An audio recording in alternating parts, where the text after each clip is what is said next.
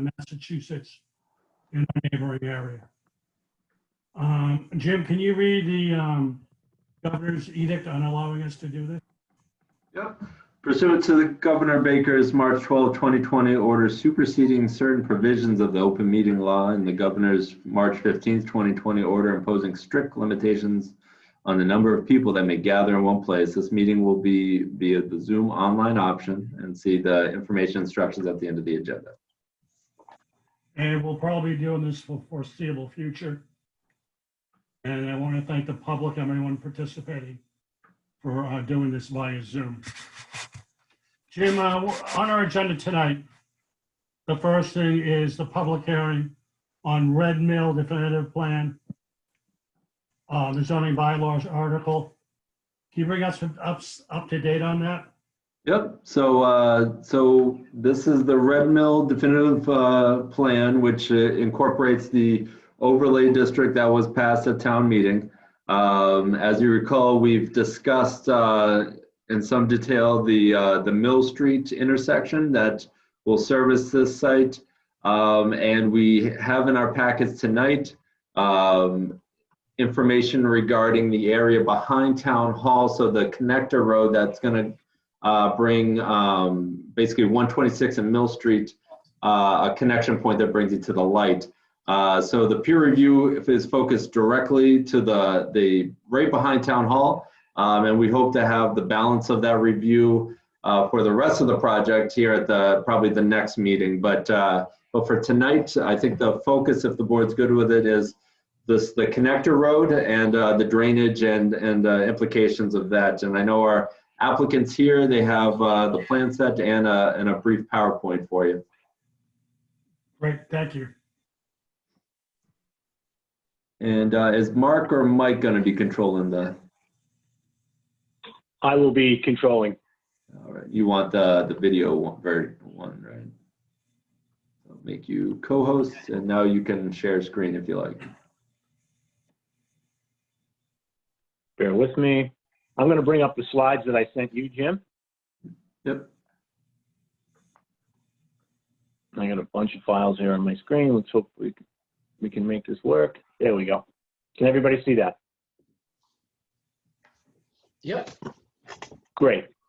So it's been a while since we've been before the board. I believe the last meeting was way back on 10/8. So what I thought we should do is just kind of recap and talk about what's happened since that last meeting. And based on the cover page here, just a reminder to everybody, this is not only just a definitive subdivision, but it's also the special permit for the downtown residential development overlay district, as well as a stormwater permit for the project. So again, just by way of some information, I'll go to slide number 2. An update regarding the Conservation Commission. We did hold the 3rd public meeting with the commission last evening, and we feel that after a fairly slow start with the commission, we did make some progress last evening. And just again, by way of information, there are 2 separate notices of intent before the commission, one for the municipal improvements and one for the Red Mill site itself. That's a little bit different than the plans that are being reviewed by the planning board. The planning board, it's all sort of rolled up into one set of drawings, and it's currently a 60-sheet set of drawings. So again, progress was made with the commission. We did spend most of the time talking about the municipal improvement side of things, and I'll explain why in a moment. The commission continued their hearing to January 13th, which we hope gives us ample time to address forthcoming comments and all the comments that we've received to date, and be poised at that January 13th meeting to make some significant progress, we hope. So the latest plans, again, that you have are dated October 28th, and along with those plans, we provided detailed responses to each of BSC Group's written comments. So hopefully the board members all have the latest information, again, October 28th plans and comment responses and updated project narrative, also dated October 28th. Additional written comments were just recently received from BSC Group, again, based on their follow-up review of the October 28th revised plans. And those comments are dated December 7th. And I should note that those comments at this time are limited to only the municipal improvement side of the project. Again, it's broken into two pieces, not so much for the planning board, but with the commission. And from what Frank has told us last evening, the rest of the comments that will address the Red Mill site will be forthcoming in the very near future. And Frank, I know that you have significant work to do to finish that up, but we do hope that we can receive those comments in relative short order, again, so that we maximize the amount of time that we have to address any final comments. We also received comments from Don DiMartino via email in memo form. There's various dates that I've listed there for you. And we will not only provide written responses to BSC's comments, but also to Genesis comments. And the next round of revisions will address all of the outstanding comments, including the forthcoming comments from BSC Group. We really, now that we have some progress with the commission and also with the board, we really want to keep things moving to the maximum extent that we can. It is winter, but we want to take full advantage of this time to move things along as quickly as possible so that hopefully all approvals are in place as spring approaches. I'll move on to the next slide. If it be the pleasure of the board, I just wanted to walk through the initial 5 waiver requests that were submitted initially with the project, and then a 6th waiver request, which was added as a result of BSC Group's review. So allow me to just walk through those quickly. And by the way, again, if it be the pleasure of the board, we would love to have some discussion on these waivers if possible, and actually respectfully ask the board if they would be willing to vote on these waivers tonight. And the reason for that is if that decision on the waivers is prolonged, it could just mean some additional labor and plan revisions at the back end of the process. So again, in order to be as efficient as we possibly can, we would love to have the board, if it be your pleasure, to act on the waiver request this evening. So let me just walk you through those quickly. Again, there are 5 that were initially submitted. The initial waiver request number 1, it requires 4-to-1 slopes for detention basins, and we are providing 3-to-1 slopes throughout the site, with the exception of the exterior basin slope of the one basin that's located on town land. So again, just to recap, the regulations require 4-to-1 basin slopes. We have 3-to-1, which is fairly typical in most applications. And we have one area where there's a 2-to-1 exterior basin slope. And again, that's the basin that serves the town land. And the reason for that is to absolutely maximize the amount of volume that we can make available to accept drainage from the town property. The second waiver in the subdivision regs requires sidewalks on both sides of a collector road. We have one roadway in our project, Road A, the through road, that meets collector road status. All other roads do not meet that status. So the other roads, Road B, C, and D, will have sidewalk on one side. We're requesting a sidewalk on one side of Road A as well. Waiver request number 3 from the subdivision rules and regs requires trees to be placed no less than 10 feet from the right-of-way. In our case, we are proposing trees within 5 feet of the right-of-way, and there are numerous reasons for that, just to avoid conflicts. That's not the case in all areas, but we would request that waiver as well. Waiver number 4 requires trees to be spaced at 40-foot intervals. And that creates some complications for us in this case. There's a lot of things happening along the site frontage in terms of utilities, numerous driveways. So it's difficult for us to meet that 40-foot spacing. In areas where we can do it, we have, but on average, we're closer to approximately 70 feet spacing, which in my experience as a landscape architect, the most common spacing for trees on a roadway is 50 to 60 feet. So In my opinion, the 40 feet is already a pretty aggressive tight spacing for the trees. So again, we're asking for a waiver to allow approximately 70 foot on average for tree spacing. We'll go to the next slide. Waiver request number 5 is based on the typical street cross section, which requires 3-to-1 off-graded slopes and fill slopes, that is. Retaining walls are proposed at both of the resource area crossings at the site, and I think you're familiar with those 2 locations at this point. And quite frankly, I'm not sure if this waiver is actually needed, because there is some discussion in the regulations about retaining walls where necessary, but just to be absolutely safe, we did include this as a waiver request. Again, in those 2 crossing areas, we have vertical retaining walls versus 3-to-1 fill slopes. And finally, a 6th waiver request is being added. And again, this is a result of our review of BSC Group's peer review comments. The regulations require a 3-to-1 maximum cut slope, and I'll use quotes, in earth removal areas or gravel borrow areas. So again, it's a little unclear if this waiver is necessary, but again, to be safe, we are requesting that. So in some areas, we have 2-to-1 slopes proposed. There are 2 areas on the site, and when I bring up the plans, I can show you that. For the most part, we do have 3-to-1 cut slopes, but there are 2 areas on the site at 2-to-1. So that covers the 6 waivers that fall under the jurisdiction of the planning board. There are also an additional 3 waivers that fall under the jurisdiction of the Conservation Commission that we talked about last evening. So again, I'll leave it up to the board how you want to proceed. Again, we would like to go through each one of these waivers and answer any questions that the board may have, and hopefully get a read on these waivers so that we can continue with the next round of revisions accordingly.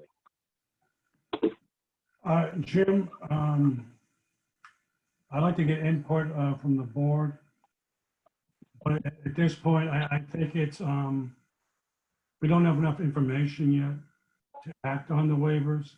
I'd rather have more information on the peer review and the totality before we start voting on waivers.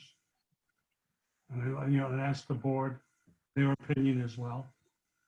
I want to get the public to chime in as best we can. Okay. Bill, may I also recommend, I agree with your sentiment on waiting for the full peer review before acting on any waivers. One item, the tree placement, I know that's important for some of the board members, and I thought maybe if we could identify areas in which you find it too tight, we could highlight that perhaps, and so we know that it's not just the carte blanche that it's not going to be the 40 feet, but certain areas where you truly do see it too tight, perhaps we could illustrate that to the board at the next meeting. Yep, that's totally fair, Jim. I think in response to that too is we're not initially, I think the board asks the question as to whether or not we're just asking for a waiver from doing no trees, which we're not. The vast majority of the site has been a gravel removal operation, and the vast majority of the site has been denuded of vegetation. So we did not want to not replant trees, but we're actually going to replant about 300 plus or minus trees. It's just a matter of being a cluster development. It's the downtown residential overlay district, which only requires 50 feet of frontage. And just for the sheer fact that driveways, sewer, water, drainage all come off the frontage, it just made it physically impossible, unlike a traditional subdivision that has acre lots and 200 feet of frontage, to put all those trees in. So we're actually keeping about, I don't know, I think it's about 40 acres of open space, and we're replanting about 300 trees throughout the subdivision that was previously denuded. So we think the overall benefit is going to be there. It's just a matter of geometrically not being able to fit a tree every 40 feet. I think that's a discussion we can have probably at our next meeting. Yeah, we're happy to highlight, as Jim suggested, highlight areas on the plans and maybe perhaps color code it so you That'd be can great. sort of have the visual. That'd be tremendous. Okay, It's on the board. so noted.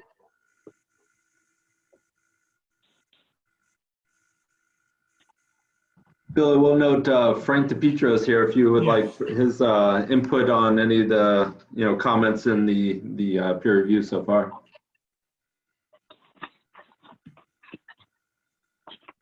Yeah, Frank, it the floor is a yours. vast document. Those comments were pretty numerous. I think we did a really thorough job in responding to those comments, and I'll leave it up to the board if you want to, if you have questions about specific comments, or again, if Frank wants to walk through whatever the pleasure of the board may be. I'd like to hear Frank's overview. Okay, sure. So, again, we did our initial review. We looked at the waivers. We offered some comments in that review. There's been a response by the folks at Allen Engineering Associates. We have specifically responded to the waivers that apply to the Conservation Commission and the Planning Board for the connector road. We're in the process of putting together the other comments. There's a lot of work that we're on the Red Mill portion of it. Those peer review will be done on or before December 24th and will be filed with the town, just so you know the detail. The comments I can specifically address relate to the waiver for the 2-to-1 slope on the proposed detention basin, pretty much on the town property, the bottom of the connector road. And again, I've seen detention basins built with a 2-to-1 slope. You need to be very, very careful. You're very close to the edge of the wetlands and the no disturb zone. So that work has to be done. The key, I think, in this is how well you stabilize that slope. And that would depend upon the time of year and things like that. You've seen projects in other locations in town where that stabilization has not happened, and basin slopes, even a 3-to-1 slope, get very badly eroded. So provided a 2-to-1 slope was built appropriately during the appropriate period of time and the appropriate controls were put on that so that it was stabilized, yeah, it would work, but that has to be looked at very, very carefully. And that detention basin in particular, it's right against the wetland areas. It will flow, any overflow or overtopping will cause difficulty to that wetland area adjacent to it.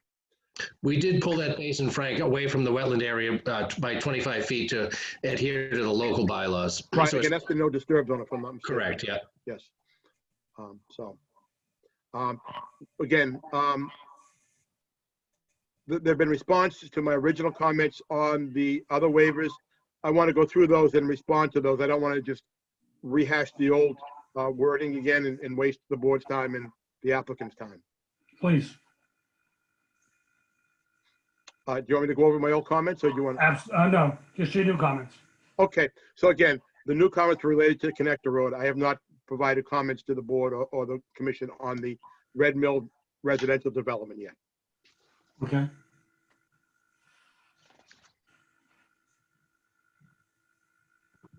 And with the 2-to-1 slope, guys, as Frank mentioned about being cautious about the construction practices, I know the board historically has conditioned such a basin construction with a construction monitoring agent, perhaps, to confirm that would go and be done properly.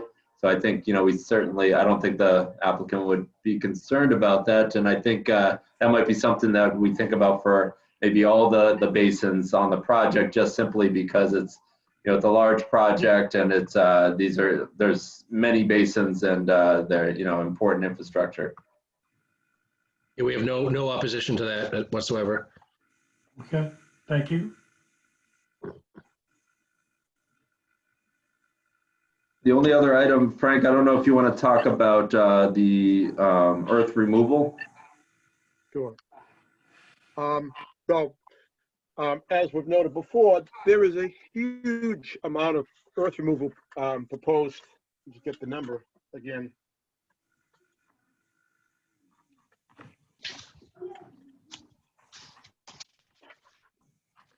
It's over 600,000 yards, Frank. Right. And what we, Just north of 600.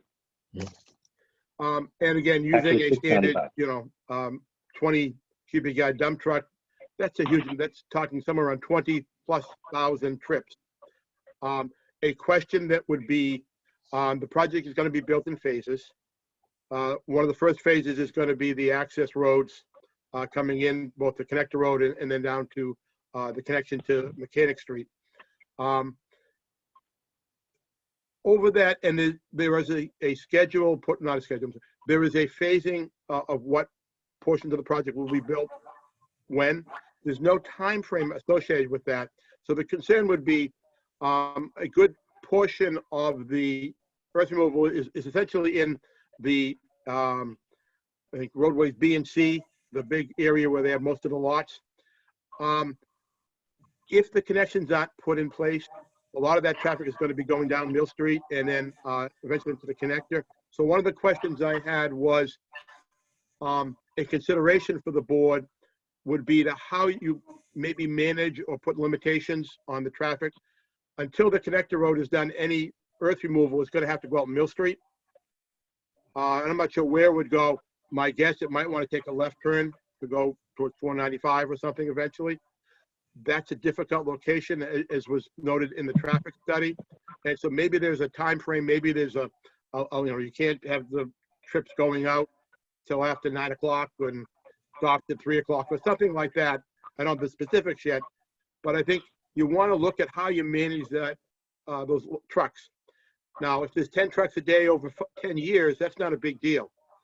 But if you've got 40 or 50 trucks in a given day going out one of those exits, that's a good amount of traffic for the trucks. Yes, to answer Frank's very valid point, that earth removal permit is slated to be before the Bellingham Zoning Board of Appeals, who governs the earth removal permit process. And what we'd like to do is just get more of Frank's feedback from a peer review agency for the Red Mills section of the development. So once we know that the roads and the infrastructure is in place, and we have our accurate exact numbers of export, we will be filing a full public hearing, a full notification through the zoning board. There will be conditions of approval. There will be timeframes as to which trucks can come and go to the project. There will be obviously a butter notification. There'll be safety precautions put in place, traffic mitigation. It's in Bellingham, it's not through the planning board, but it's more through the zoning board of appeals for the earth removal permit. We just didn't feel it was beneficial to apply for it until we got the design and the cut and fill calcs down to a point where Frank and BSC was comfortable with the infrastructure that we have designed. But all of those safeguards will be in place through the zoning board of appeals, and obviously we will be fully transparent through the planning board moving forward. Jim, Right, and just question. Has anyone thought of the idea? How long will it take to put these roadways in? Again, with respect to the commission, to the board, it's going to be market driven, obviously, and the project is in three separate phases, as you'll see on the revised plans. Phase one is the connector road from behind Town Hall all the way out through the new Lincoln Properties project out to Route 126.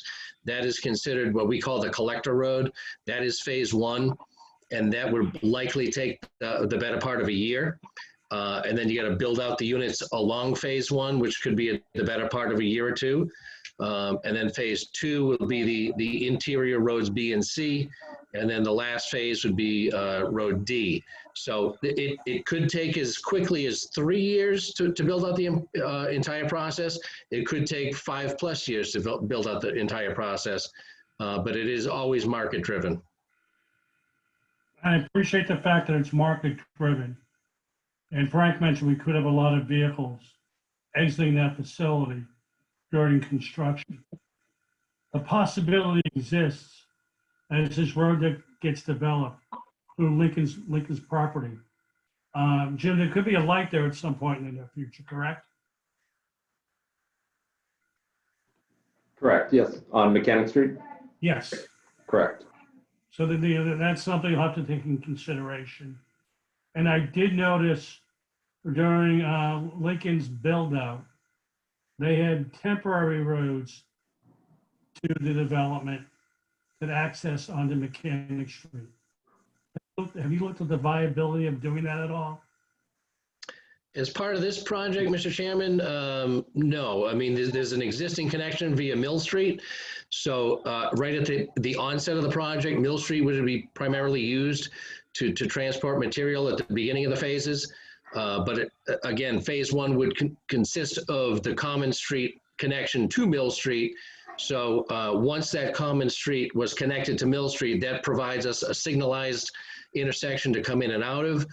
And I'm sure that during the Zoning Board of Appeals process, that will be the safer route to come up to a light once there's a certain part of phase one. And again, I'm just kind of speculating that once phase one is sort of halfway through and the intersection is made complete, that all the transportation vehicles go to the light so as to have a signalized location. But we do not have any other alternative access like Lincoln did until we punch through the Lincoln extension over there at the intersection.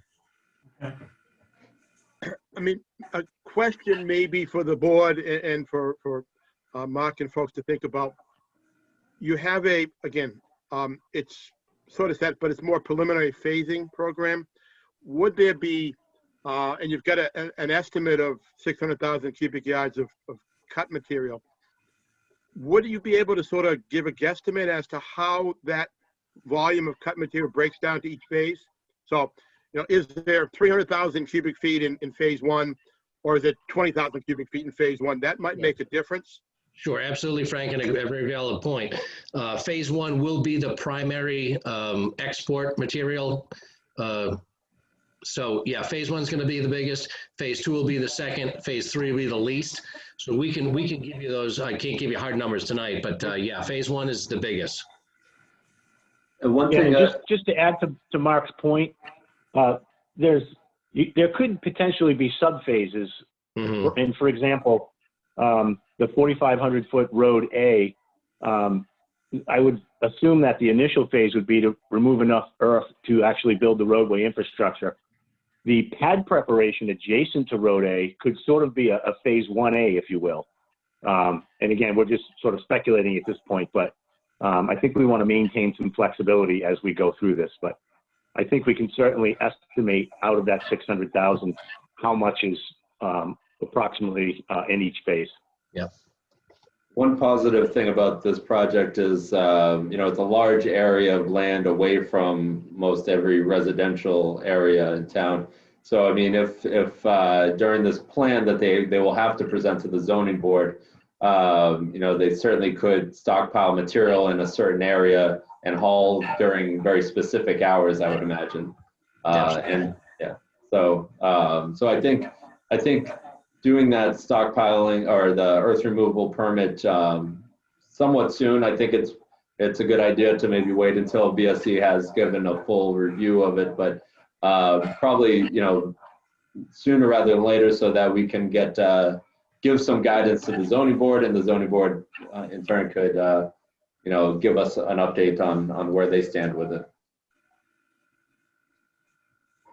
Frank, one other thing I noted in here was I guess it's comment S6C regarding the slope of the connector road and how the drainage would be managed. I saw some recommendations there. Again, focusing just on the connector road, the roadway that comes up from Mill Street up to 126 to the signal there has a slope of just over 7%. There are curves in there. Mark has already addressed one of my comments. There are references to sedimentation erosion controls and guardrail that are in the red mill set, but not referenced in the connector road set. That information we placed in there, so a lot of the comments will be addressed when that happens. But with the roadway slope, The design right now is catch basins going down the 7% grade. There is a sort of the standard town 4-inch high Cape Cod berm. And as the water goes around the curves adjacent to the wetland and the detention area, the concern I had was, will the water be maintained in that gutter? Will it flow over the gutter, erode out the area behind the gutter? And then secondly, on roadways that steep, the water's flowing pretty fast. It can flow right by and bypass catch basins. So the concern would be there'd be a lot of the flow that wouldn't be collected would end up going down to Mill Street or some other location and cause some flooding that was not anticipated as far as the original design. I think Mr. Allen can speak to this, but he noted last night at the conservation hearing that they were looking at putting in cascade type or high inlet capacity. They're the ones that as you flow goes down, the vein goes into the catch basin. It picks up more of the flow, and that the drainage areas to each of these basins is relatively small. We'll take a look at that and look at, the potential for bypassing that. But it is a concern if the water goes over the edge of the roadway, again, along the wetland side, that will erode out and potentially erode up the slope or go over that wall and down into the wetlands directly. And to answer Frank's question, like we said last night at the Conservation Commission, we have no problem specking out the cascade grates in those 4 locations. Those 4 locations take anywhere, according to the drainage study, very small amounts of subcatchment area. And even in the 100-year storm, I think it's somewhere in the vicinity of 1 to 2 cubic feet per second. And a standard catch basin grate usually handles about 2 to 3 cubic feet per second, but the cascades can handle 3 to 4. But just to be on the safe side, we will spec out on the next round of plans that each of those 4 catch basins will have a cascade grate on them.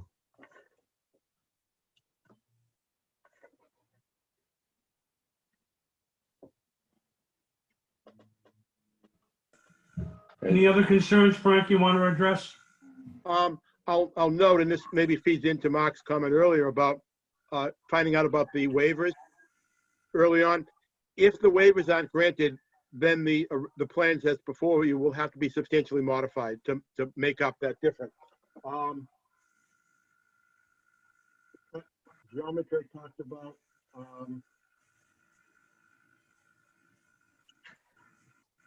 So a lot of the comments were tied to showing things that are on the Red Mill plans, on the connector road plans. And they said they're going to be doing that. I talked about those.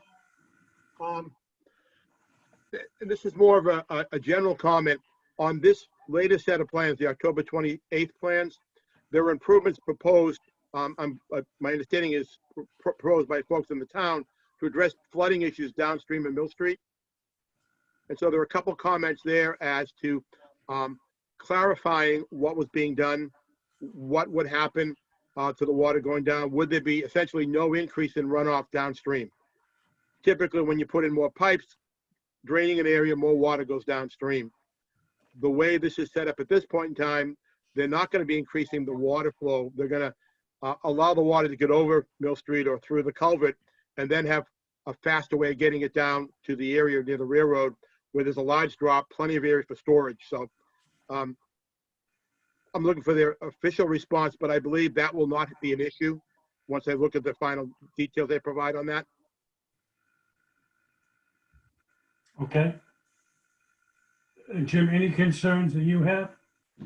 No, I think it's I appreciate the effort in trying to grab some of that drainage down there. I know that's a concern of the businesses on Mill Street, just the kind of unmanaged drainage that comes from Mechanic Street down to their site. So any help that that can be provided is great, and I appreciate Frank's look to make sure it's not, we love for it to help, but we don't want to impact something further down gradient. So I think Mark and his team are looking at that closely, but I think ultimately that's definitely a positive. Jim, what do you think the next step is at this point? Yeah, so I think Frank and his team are looking at the peer review and finalizing that up, tossing that peer review over to Mark Allen's team, and I think it sounds like, based on discussions tonight and from last night at Conservation, that they would be prepared to discuss revisions on the January 14th meeting, if that makes sense to everyone. 13th. Well, 14th for us, right? Oh, right, 14th for you, sorry.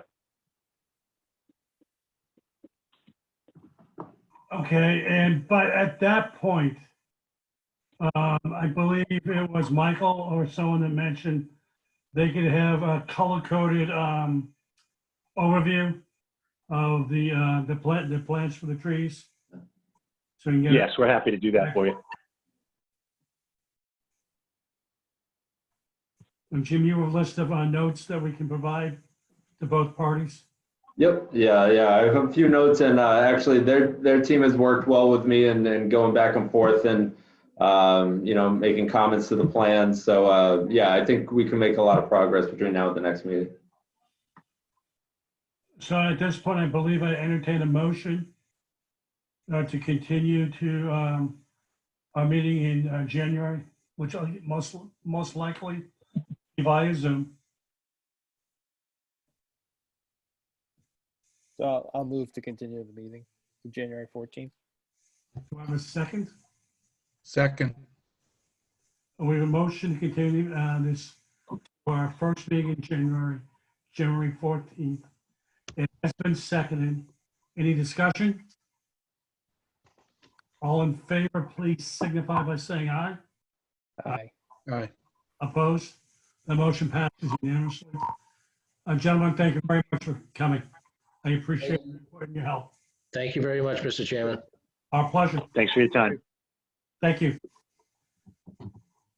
Jim, we have a couple of more items on our agenda.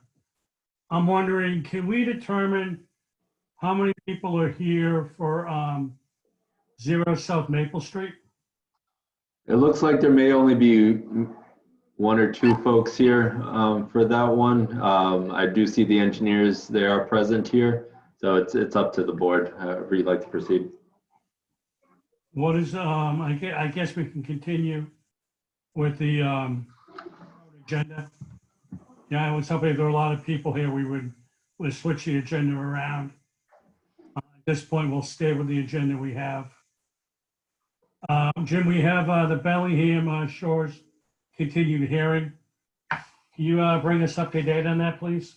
Yes, absolutely. So at the last board meeting, the board requested I begin to draft favorable conditions to look at, basically harnessing our discussions for the past year and a half, really, and outlining exactly what a project would look like with conditions. In addition, I know Sean Malone has been working to finalize the plan set. We do have that plan set finalized, or the revisions finalized and provided to you. It should be dated, I believe it's December 2nd is the most up-to-date plan set. One item of note is that phasing plan. That's one of those things that we've been working diligently on to try and get a phasing plan that works for all.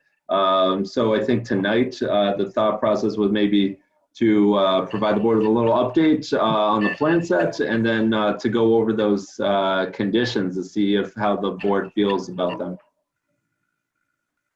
Jim, floor's yours. All right, Sean, if you would like, I thought it might be prudent for the board to take a look at the phasing plan itself, the sheet that you provided. I think that would help guide the discussions for when we get to those conditions. All right. Let's see if I can. Oh, actually, let me share you. Okay. Bear with me for 1 second.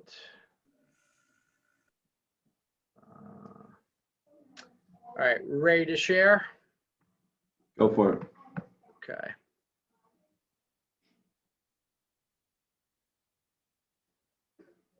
Share.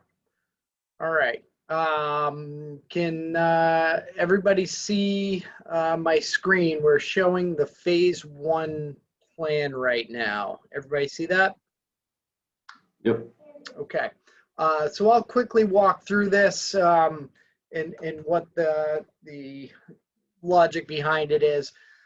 So the way we've divided this project and developed the phasing plans through consultation with Jim and with the board is 2 infrastructure phases. Infrastructure being the roadways, the utilities, the stormwater management, all the things necessary to support the houses. And then within each infrastructure phase, there'll be several building phases, and that would encompass the actual house construction. Those have generally been limited to 15 to 20 houses or so per building phase. Starting with what we have is the phase 1 infrastructure phase. That's about half the site here. And we're starting on the southeast side of the site. And the reason being, that's where our utility connections are, over in Cross Street. So we would come in, construct this roadway network, construct the basins, get the basins stabilized, construct the utilities and the drives, the roadway, and then proceed with the building construction. And the way that we have this laid out right now, we'd start up in this top right corner and move to the right. With this phase, we'd also have this access road down off of Center Street. And this is in the location where we'd be providing a sewer stub for the town for future connection to, I think it's, is it Grace Road? Over just across the street from our site. And that was requested by DPW. So we would not have any construction vehicle access via Center Street. We'd also have a haul road constructed within the property to take the material that's been stored over in the phase 2 area to be able to be used as fill to bring grades up in the phase 1 section.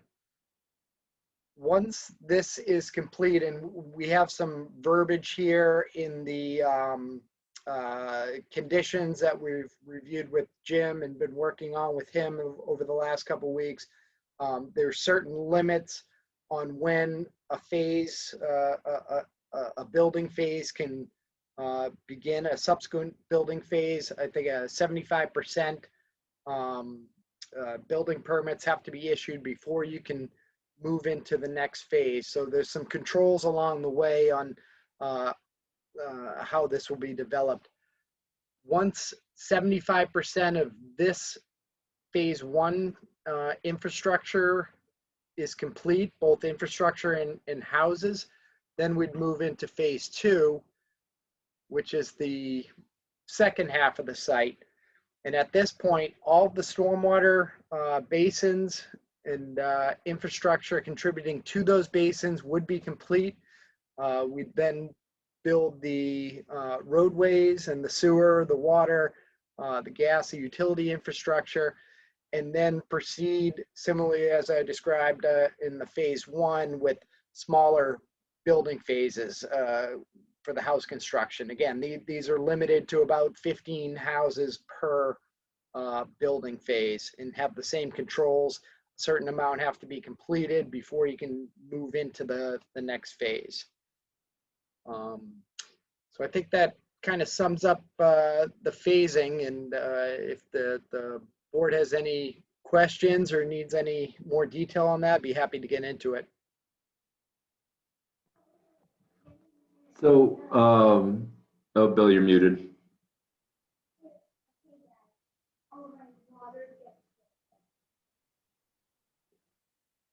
So with the phasing Jim, what I'd like to do okay. is look at the conditions and see what discussions are generated off of that in regards to phasing. Sounds good. So let me then share the screen here and bring up those. So if you like, we could either start just at the beginning, and once we get to phasing, we could get to phasing, or if you want to skip down to phasing first and then go back. Whatever you think is appropriate. Well, why don't we start from the beginning there, and then once we get to phasing, we could dive back into that.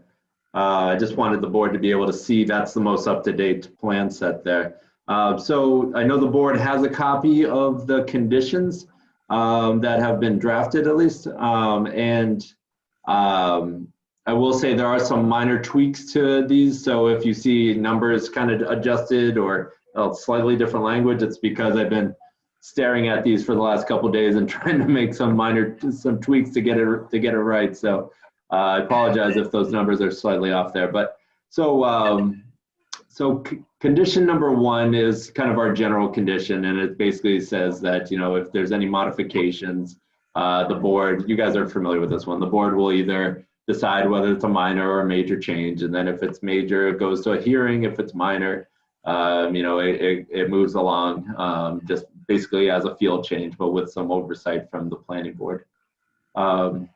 Number 2 is our general, you know, inspection account regulations.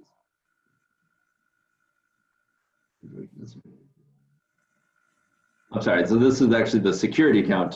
So this will be, you know, the covenant that we get at the beginning of every subdivision, the covenant, and then security to secure the infrastructure and make sure that it's done properly. And if not, then we'll come around and clean it up in the end with hope that we'll never have to do that and they do it right.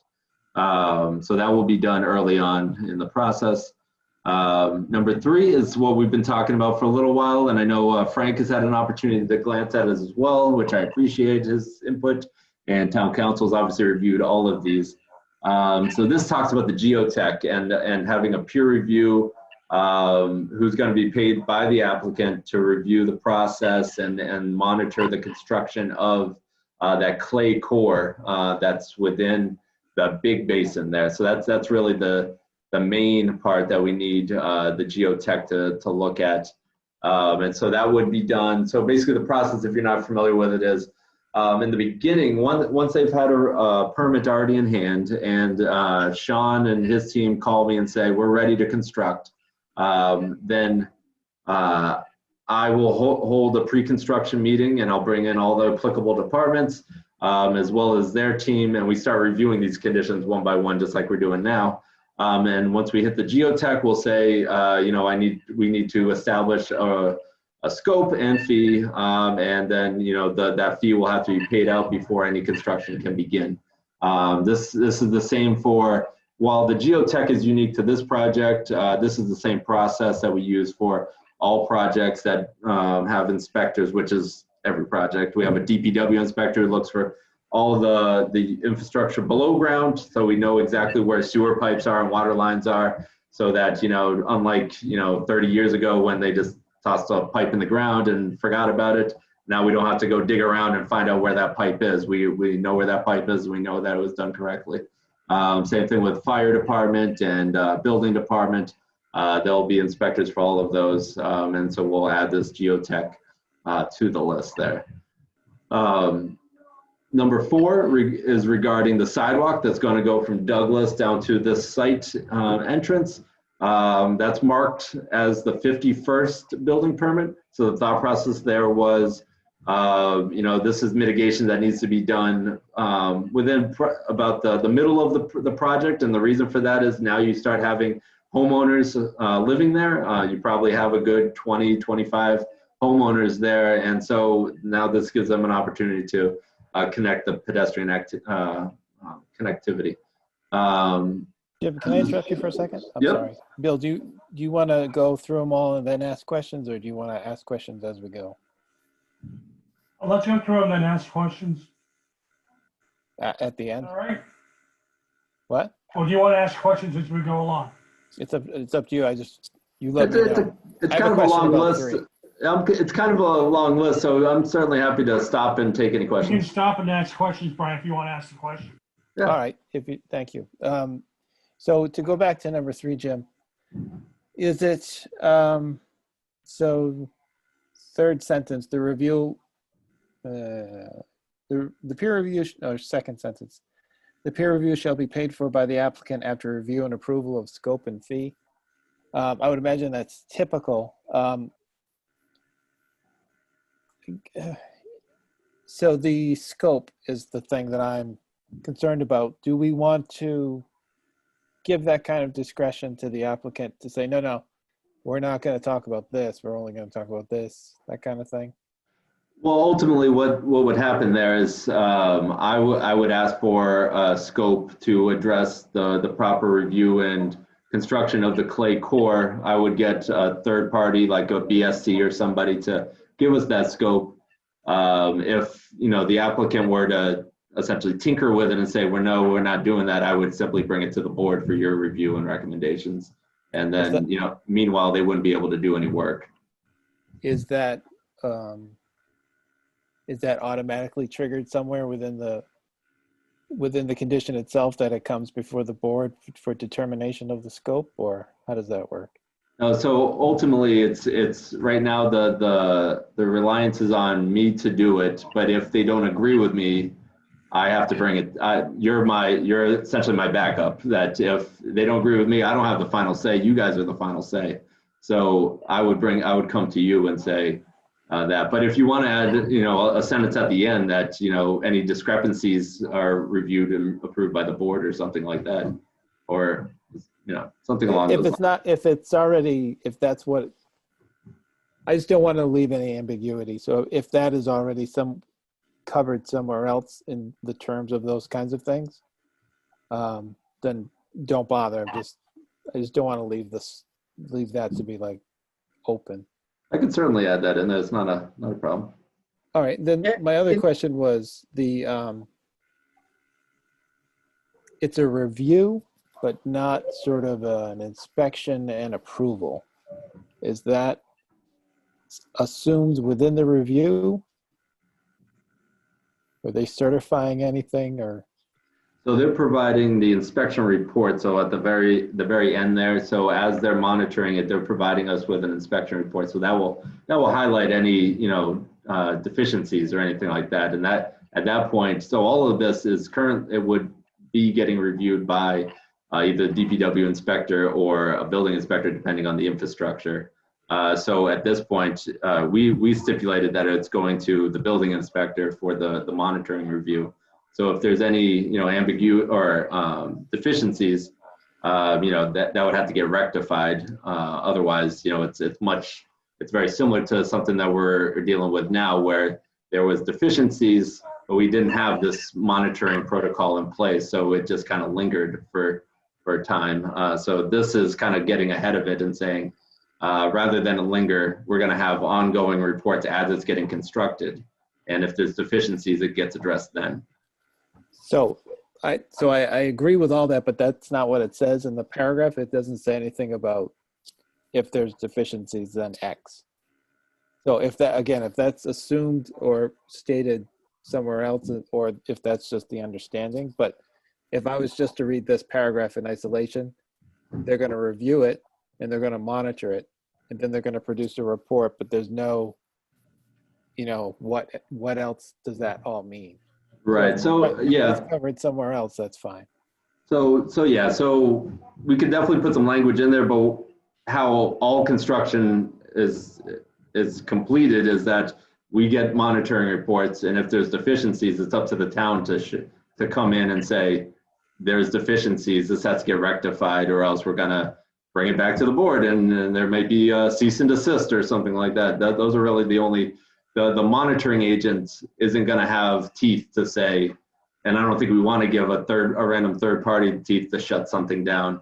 It's more of, hey, I need to highlight this to you, building inspector. This is a deficiency that needs to get rectified, and then it's up to Tim or I to walk down there and say, this is clearly not correct. It needs to get rectified. But I can add some language in there to make it firm. No, you don't have to. I mean, I would just, if you're comfortable with it, then I'm comfortable with it. But I just wanted to make sure that there's no wiggle room.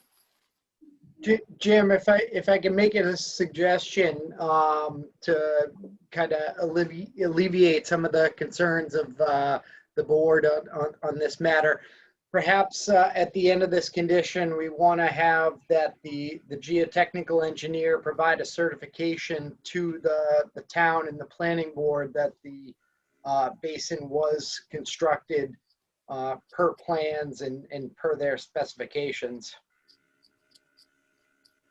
Not a bad idea. That seems reasonable here. Anything else, Brian? No, so just in terms of the selection for 4 and 5, I know you didn't get to 5 yet. Is there some magic to the 51st building permit, or is that just? 51 isn't, set in stone by any means. It's more of towards the middle of the project that gives them some opportunity to build, build their budget a little bit, and then, but also not overly impact the town. So it's not the very first thing, but it can't be towards the end either. So somewhere in the middle. Okay. No other questions so far. All right. Let's see. So, yeah, so the conveyance of the open space. So this is one where basically it's conveyed at how we have it drafted right now is the 75th occupancy permit. And again, that is something where a lot of the conveyances tend to happen at the very end of the project. And what that typically does for the town is we're chasing individuals. And I'm not saying that this group would just leave and not do it, but it tends to linger if it's done at like street acceptance and not get done. So so the request here is again, not at the very beginning, because I recognize that, the applicant and the developer is likely not to give, I forget how many acres, 80 acres or something like that, just hand it over before any buildings are constructed. But this is again towards the, not quite at the end, but towards the middle to end. And what it would convey again is all the open space to the north to the Conservation Commission, with the exception of a small area that could potentially be used for drainage purposes by the town. The buffer that goes around the project, again, would go to conservation. The triangle lot would go to the town. And then in there is also lot 10 that the applicant has the small lot on Silver Lake that the applicant has agreed to provide. So all of that would be conveyed, on the 75th occupancy. And Jim, just for the public, can you tell them the advantages of having lot 10? Right. So in the discussions, lot 10 is, I appreciate the commitment of the applicant. The landscaping and the open space at the triangle area was a concern of the board and the town, really, because of how much that area has really gotten devastated over the years. And so, it won't really be open space as much as it might be just kind of a nice area to walk through. And now with lot 10, it provides a nice connection between the open space and the lake. So now there's an opportunity for the residents of that new development, Lakeview Estates, as well as potentially this development, to have a proper public access to the lake. So it's a good opportunity. Very valuable for the town. Absolutely. And much appreciated. So this is again part of that triangle lot we're talking about, that it did get devastated. Some improvements will need to go there, and the applicant has agreed to provide $100,000 to go towards the improvements there. And the request, I believe, from the applicant is that the conveyance or the donation would happen at the same time as the conveyance of the land, which honestly, in my opinion, makes sense. So that's. Can I interrupt again, Bill, if you Yep. don't mind? So we were at the last meeting presented with an estimate to sort of repair that area for almost more than double of the contribution being made. And given the unlikely event that the town is going to have extra funds to make up for the difference, I was wondering if there was some additional amount of contribution that the applicant make to essentially repair that area, which was, like Jim said, devastated by a similar project in town. If I can address Mr. Salisbury's comment briefly, two things. One, the estimate that, and we discussed this previously, from the DPW used very general DOT cost numbers, not really grounded in reality necessarily for construction in Bellingham, Massachusetts. The applicant did go out and solicit real-time pricing for doing the same work as shown on the plan. And that estimate was approximately, I think, $130,000, somewhere around there. And those were real quotes, real numbers.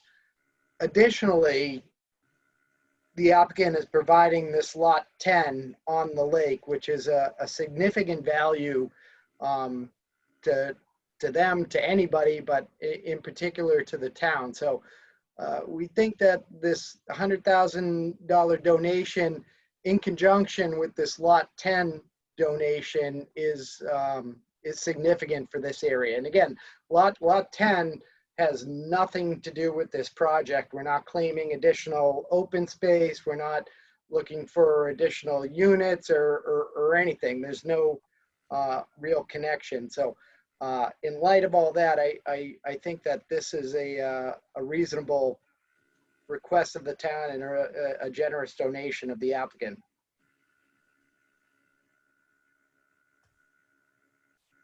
Mr. Chairman, I also had this on my list of things to talk about, and there's one thing about a donation, but when we're talking about the land here, we had testimony that this land was not in post-construction situation. There was debris there. There was all sorts of problems with it. The 100,000 and the way this is listed is to improve the land. It's not to bring it up to specs. It's not to, I think the vice chairman said, repair. The word was repair that he used, and that, quite frankly, is a good word. I mean, this isn't to repair them. It's to improve it, right?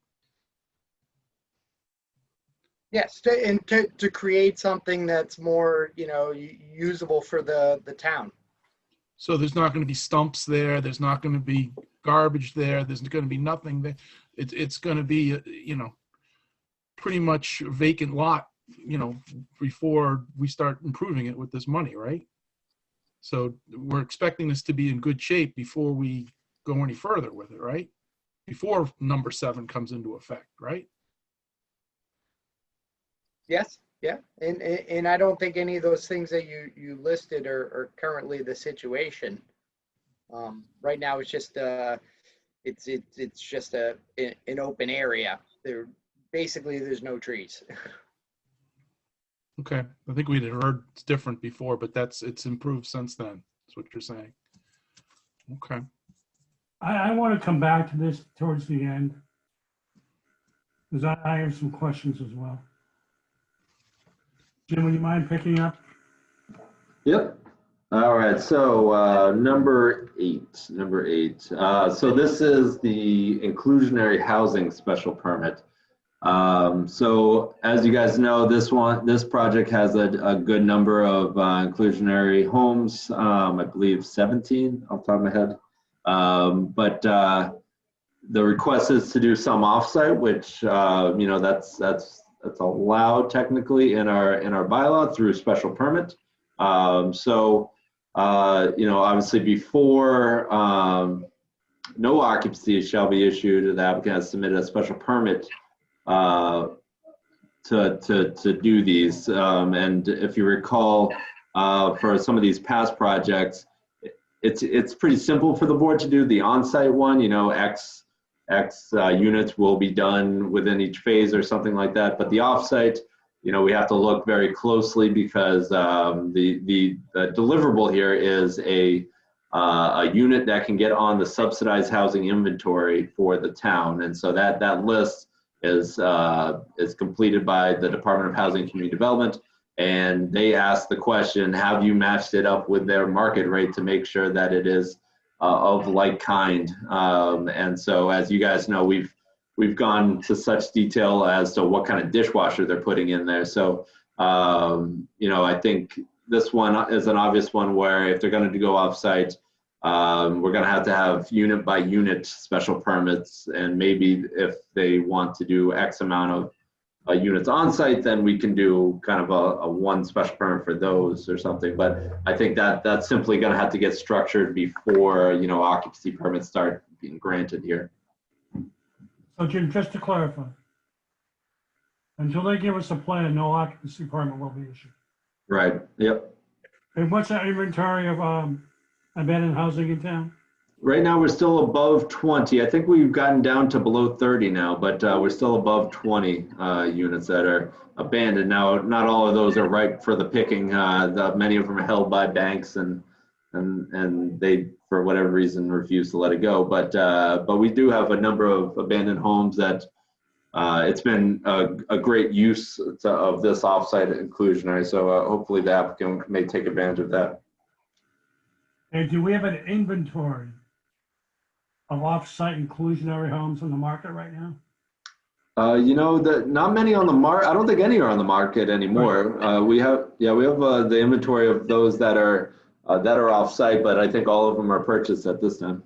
Okay, thank you. Number 9 is regarding the light at South Main Street and Center Street. South Main Street and Center Street. Sorry. That light is actually part of the mitigation for Lakeview Estates comprehensive permit. That hasn't been installed yet. And so in discussing with town council and discussing with the applicant, we all agree that it makes sense to include it in this condition due to the fact that they're neighboring large subdivisions, and the light was discussed as being necessary prior to the finality of Lakeview Estates. So, adding another 100 homes right next to it, you need to have the light in. So rather than, from day one, with the understanding that lights do take some time to purchase, get installed, I've listed this as the 25th occupancy permit. I know the applicant was requesting something a little bit later on, but I feel rather firm that I think it's necessary to get it somewhat earlier in the project. So that's where we have it at the 25th right now. Bill, can I ask a question on that? Yes. So Jim, this requirement is due under a separate project, right? Is it, are we extending the time for the construction of that light until the 25th occupancy permit for this project beyond what, I'm not being clear. So this deliverable is due by the other project by what date? And then, yep. Oh, go ahead. Then are we pushing that deliverable later by extending it to the 25th occupancy permit? Understood. So to be honest with you, they might hit this 25th before the last one of Lakeview at this rate, but no, it doesn't prohibit anyone from doing it sooner. If they get to the final building permits for Lakeview, they certainly could, and they are required to install it before then. That condition still holds. But if they got to, say, they never get to the finality of Lakeview, they still have to do it here for under this permit before the 25th occupancy permit. So in essence, it sets a goal line. Right. It basically protects the town if Lakeview goes away. This still requires it to be done before the 25th permit here. So we're not extending the time. Correct. by however long it takes for 25 occupancy permits to be built. Correct. Because if they were to complete Lakeview Estates tomorrow, then that light would already have to be in because that's part of that mitigation. So that this one would end up being irrelevant because it would already been done. And that's fantastic. That would be great. But if counter to that, if Lakeview Estates ends up not getting to the completion, we're protected here. So there's a light that's necessary either way. And one way or the other it's going to happen, whether it's the 25th permit here or the final permit for Lakeview, whichever comes first. That's when it has to occur. Okay. All right, so back to the phasing plan. So number 10 on mine, I believe it might be a little bit different for yours, but number 10 here is the phasing plan, and it gets a little wordy because we're trying to, and you probably saw it in the plan itself, it gets a little convoluted, but I think it's necessary. And so I'm going to read just these two middle paragraphs first. Each building permit phase consists of a minimum of 20 lots as shown on the approved plan. Each infrastructure phase consists of a minimum of 30 lots. So now we have two different kind of phases going on. We have the building permit phase and we have the infrastructure phase. Infrastructure phase 30 lots as shown in the approved plan. All essential infrastructure shall be completed, reviewed, and approved by the town's representative prior to the issuance of a building permit for the subsequent infrastructure phase as shown on the approved plan. In addition, prior to moving to the next infrastructure phase, a building permit shall be applied for a minimum of 75% of the lots within each infrastructure phase. Furthermore, a building permit shall be applied for a minimum of 75% of the lots within each building permit phase prior to moving to the subsequent building permit phase. What that means in a lot of words, 75% of each building permit phase. So phase one building permit phase, 75% of those homes have to have building permits, and then you got the green light to start looking and start clearing the lots for the next one and get moving there. And in turn too, once you built up each of your building permit phases, and you're at, I believe Sean has it at 4. Then you got 75% of those 4 phases done. You can now start looking at your infrastructure for the next phase of infrastructure. So real quick, the next line here, prior to the start of clearing for each infrastructure phase, the applicant's representative will meet with the town planner and conservation agent to determine which, if any, mature vegetation can be preserved. Any mature vegetation to be saved shall be wrapped in snow fence or other materials so to draw attention to the preserved area while clearing is occurring.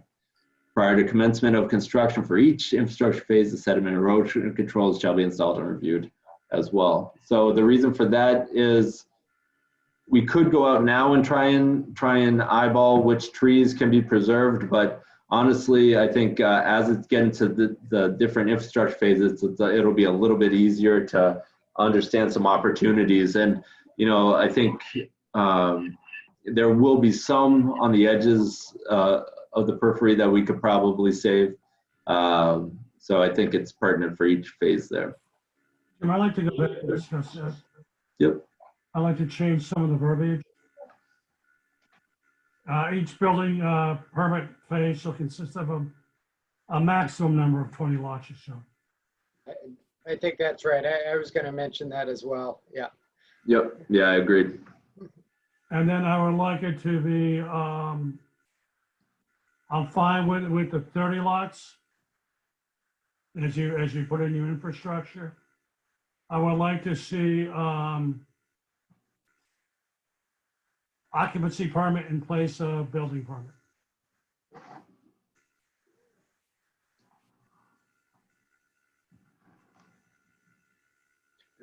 To preserve the integrity of the neighborhood while the construction's ongoing.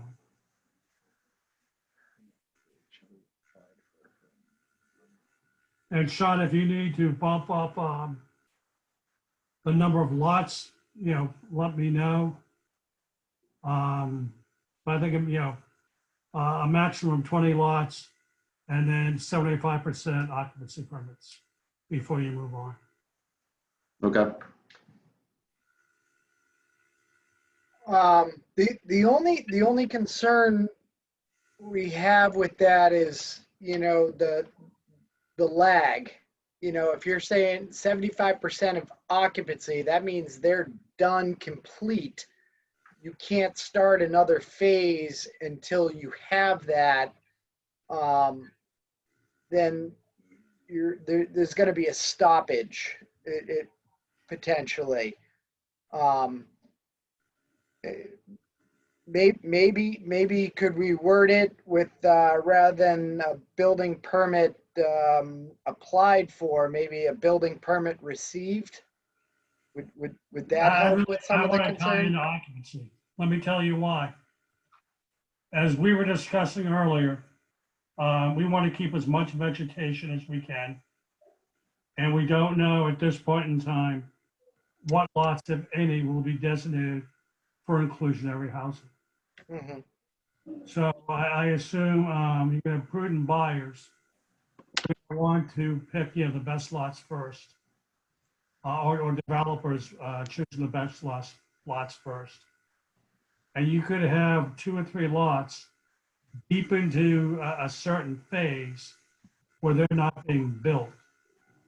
So as 75% of the people, let's say it's 50% of the people have moved in, you can move to another phase and disrupt the continuity of that neighborhood while you're finishing off the last of the lots. That wouldn't come into play to the same significance if it's based on 70% occupancy. That still gives you a buffer of 25% occupancy permits to work with before you move on to the next phase. But with these I'm small, trying to keep the integrity of each phase and prevent the neighbors from being disrupted as best we can. And it goes back to something I said, working backwards or building back this development to reduce the impact of future neighbors. And I think it may help with the selling of your development. and I understand where you're coming from, Mr. Chairman. I guess the only thing I'd want to point out is these building phases, they're very small. They're 15 to at the most 20 lots. So when you talk about the 25% left over, that's only at the most, what, 3 or 4 lots, maybe 5 lots at the most that you'd be able to work on. And that was one of the reasons why we kept these building phases to very small groups. I understand. Perhaps maybe a compromise here is that we listed as occupancy for right now, but perhaps we could add a line that says that the applicant may seek an amendment to the timing in front of the board without a hearing or something like that. If, like, say, phase 1, it's pretty obvious that, hey, this maybe if we could move it to 50% instead of 75%, or that you could hop on a meeting with the planning board and discuss that. And if you're doing everything right in terms of construction and being a good neighbor, the board would like, or may be able to grant that to you. That seems reasonable. Mr. Chairman, can I jump in here on a couple of questions? Certainly. So when we were looking at this during the sessions, we were looking for a robust plan, and that kept getting used. Right now, I'm seeing 2 infrastructure plans, 2 infrastructure phases, and 7 building phases. And we're talking, the language I see is 75% of the lots within each infrastructure phase. To me, we were talking about the 2 different basins being on 2 different phasing, the infrastructure phases.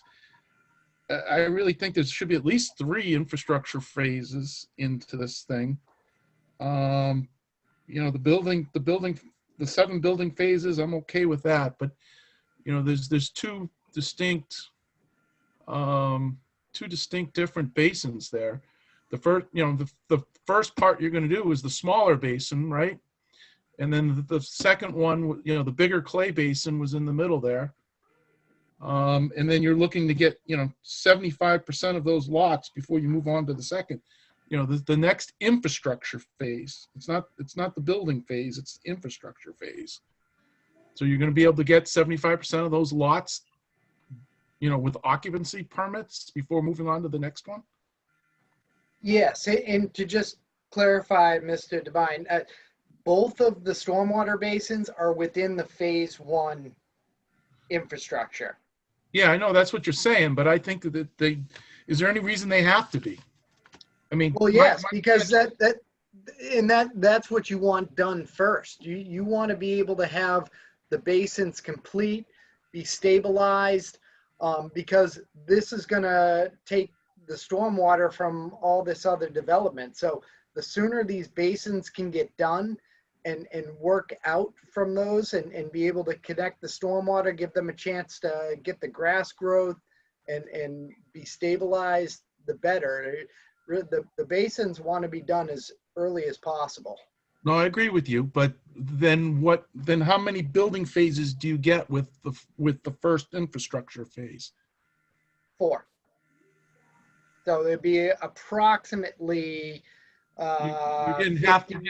Yeah. So right now, what I'm saying, yeah, there's basically 2 phases to this project. Then is what you're saying. So to me, that's not enough. I think we all talked about and I'd like to hear the rest of the board's opinion on this, but a 2-phase project to me I'm not comfortable with that. I did catch that in the overview, Phil, and I'm in agreement. Sean, would you like to maybe pull up the phasing plan again? Sure. Sean or Jim, if you don't mind, just if you could, with your mouse, just sort of give us an example of the progress of it. So let me try to do that here with this plan. So this is the phase 1 infrastructure. So the idea here would be we'd access the site through Center Street here to be able to start bringing in materials, bringing in your stormwater structures, your pipes, and all that. And on this plan, we've designated some specific areas where you could have a loam or gravel stockpile. You have a laydown area here for utility structures. We have temporary stormwater basins incorporated here, so we're not using the final basin for temporary stormwater control. And we'd come in and construct all of this infrastructure, the piping, the water, the sewer, bring it out to make your connections out to Cross Street here and here, grade these basins out, install your stormwater basins and your piping, then you gravel the road and get it all into rough grade. And then at that point, might start to look at doing some building construction. But we also recognize that before any occupancy of these, and this is the first phase, so limited to 1, 2, 3, 4, 5, 6, 7, 8, 9, 10, 11, 12, 13, 14, 15 houses in the first building phase. So before those can have occupancy, all of this work has to be complete to the satisfaction of the town.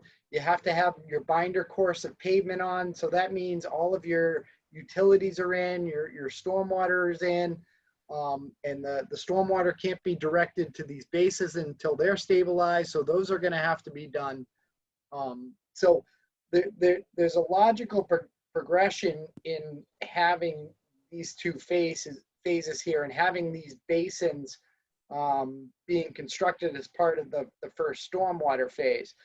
And just to expand on that point a little bit, the stormwater from this area here all goes to this basin. These houses here in the pink, they all go to this basin. These houses here they go to this basin. So they're kind of inherently tied a little bit together, at least as far as the infrastructure goes. Sean, can I ask you a question? Yeah. So I think the concern is that we've had other projects in town where large swaths of land have been clear cutted, and then they come back to it eventually to put in the homes and whatnot, and it's the clear cutted land is just sort of left, and that it's unsightly and the dust and everything else. So I think that's the concern, is that with the whole phasing issue. So when you do an infrastructure for like the first infrastructure phasing, is the first step to clear cut the whole infrastructure phased area, essentially? Yes, what would be needed for the roadways? Yes. But not the homes, or just the roadway? Right. That was the intent, is it would be just the roadways. And then when you get into the building phase, then you cut the lots. And at that point, you'd have an idea of what kind of house is going to go there and what the lot design is going to be.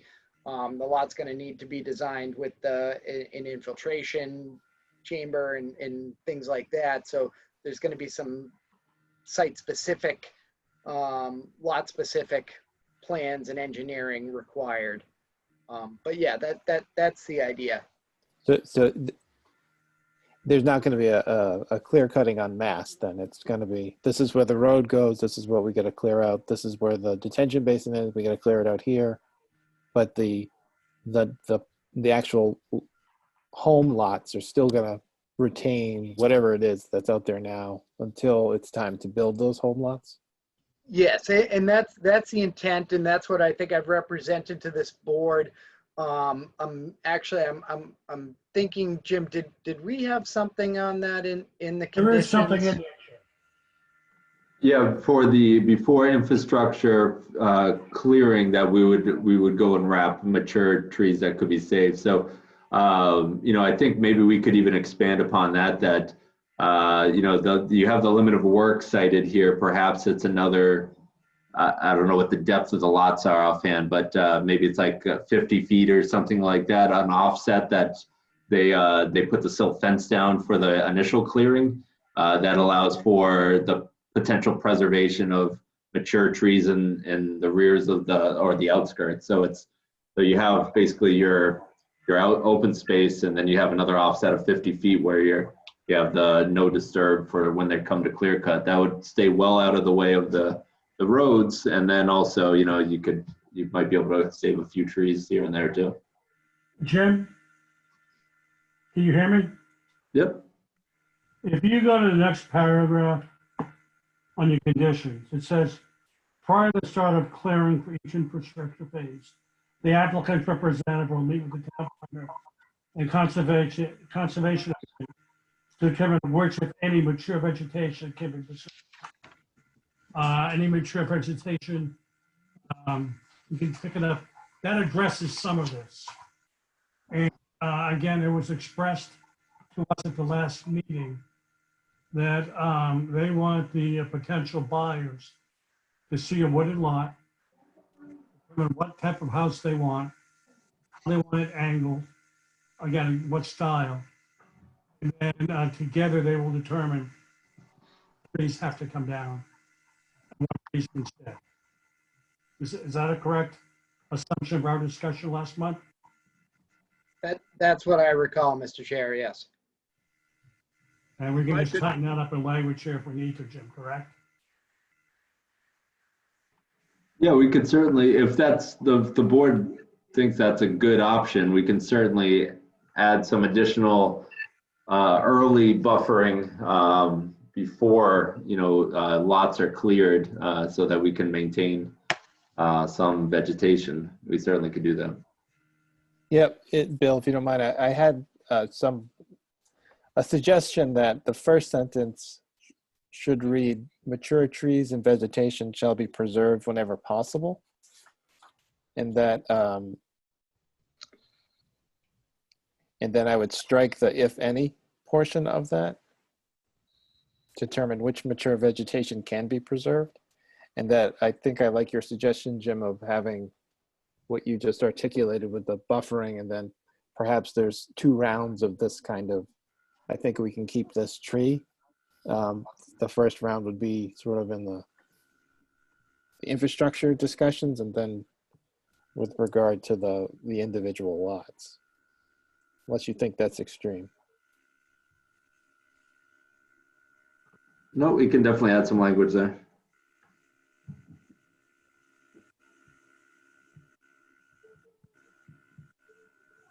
Sean, and just so you understand where we're coming from, part of it is, you know, the experiences that we've had with other clear cutting operations in town. The other part of it too is that this very large neighborhood is going into a very mature and established area of the town. So we want to make, to the extent possible, that this neighborhood kind of fit within that sort of mature neighborhood feel. And that was one of the reasons why I know I have mentioned sort of creating character to some extent to the plan. I didn't see any changes in that regard to the plan. Did you make any additional changes? Not to the plan, but we do have some conditions that I saw Jim had in here that we're hoping that can help to address that. Okay. Back to the facing map, if you don't mind. Yes, let me get that back here.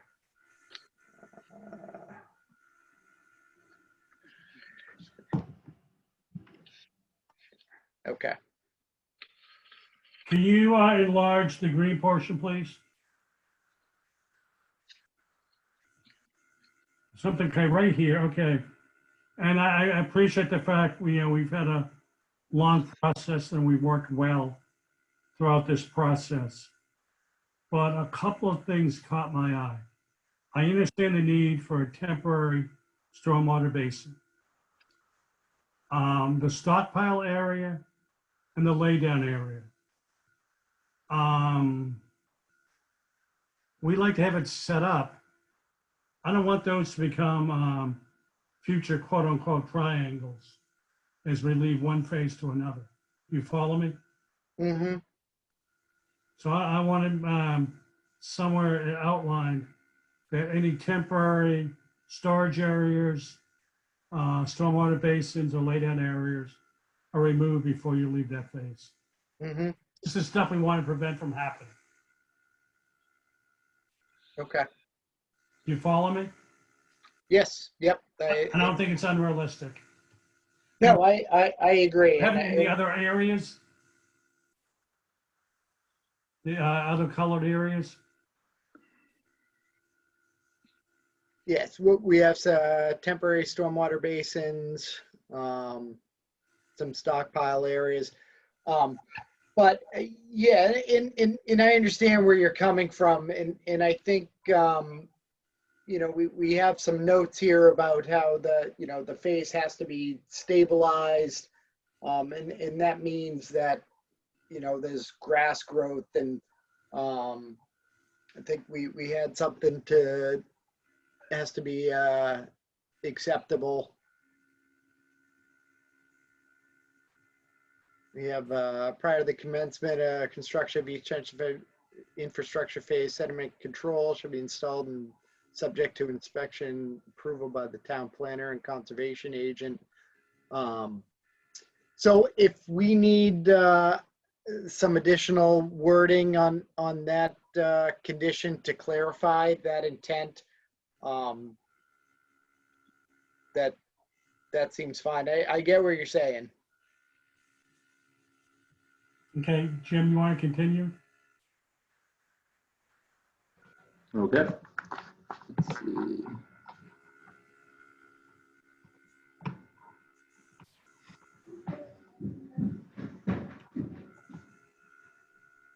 see, number 12 discusses, wait, are we on 11? Sorry. The limit of work is the limit of grading and general excavation. No construction, staging, or stockpiling of equipment or material shall be placed outside of the limit of work.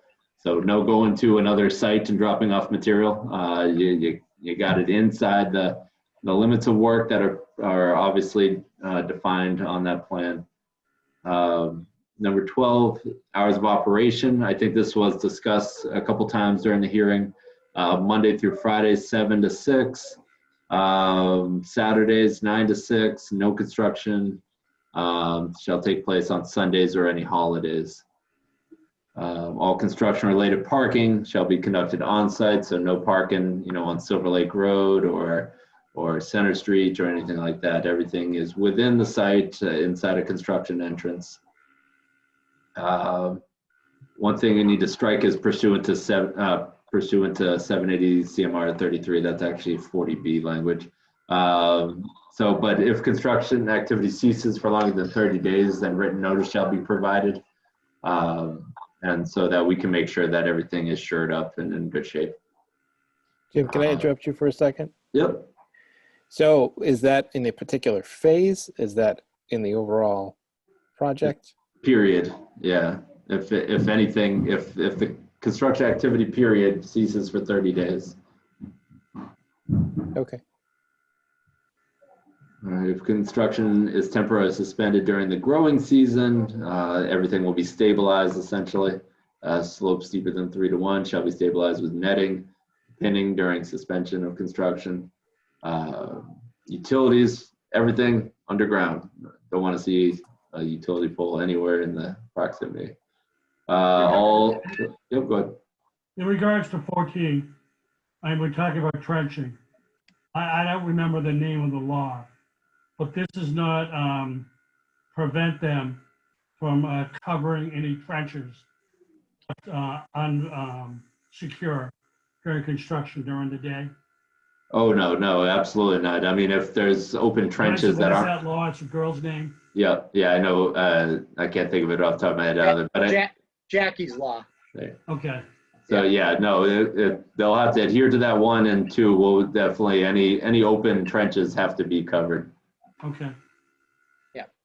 All exterior lighting shall be dark sky compliant. That's our normal addition there. The board requested the applicant evaluate ways in which the applicant may provide enhanced neighborhood character. Oh yeah, let me read this one directly here. So in response, the applicant has provided 4 building styles illustrate a typical single-family home built at Bellingham Shores. The board shall require a minimum of 6 building styles to be constructed at Bellingham Shores. These styles shall be reviewed and approved at a public meeting of the board prior to the commencement of building construction. No more than 2 buildings of the same style shall be sited directly adjacent to one another. In addition, no single-family home shall have the same front setback as its direct abutters. Lastly, no more than 50% of the single-family homes shall have a garage's front facade sited with a lesser front setback than the front primary entrance facade of a single-family home. Garages have to be set back slightly from the front. In order to adhere to these conditions when submitting a building permit, the applicant shall provide the plot plan for the direct abutting lots showing the existing or proposed building footprint location and model to confirm compliance. I talked to the building inspector and he's perfectly fine with that. When he gets a building permit, he'll just compare the other 2 to make sure that they're in compliance with this condition. All right. Number 19 is it's our traditional one of just any fencing 6 inches gap on the bottom, especially since this has a lot of sensitive area nearby. That's for wildlife migration. Let's see, stormwater management. Small wildlife, correct? Pardon? Small wildlife. Correct? Very small wildlife, yes. Stormwater management, O&M plan will be provided. Obviously one day the town is going to be taking over this, so we'll need to have an operation and maintenance plan.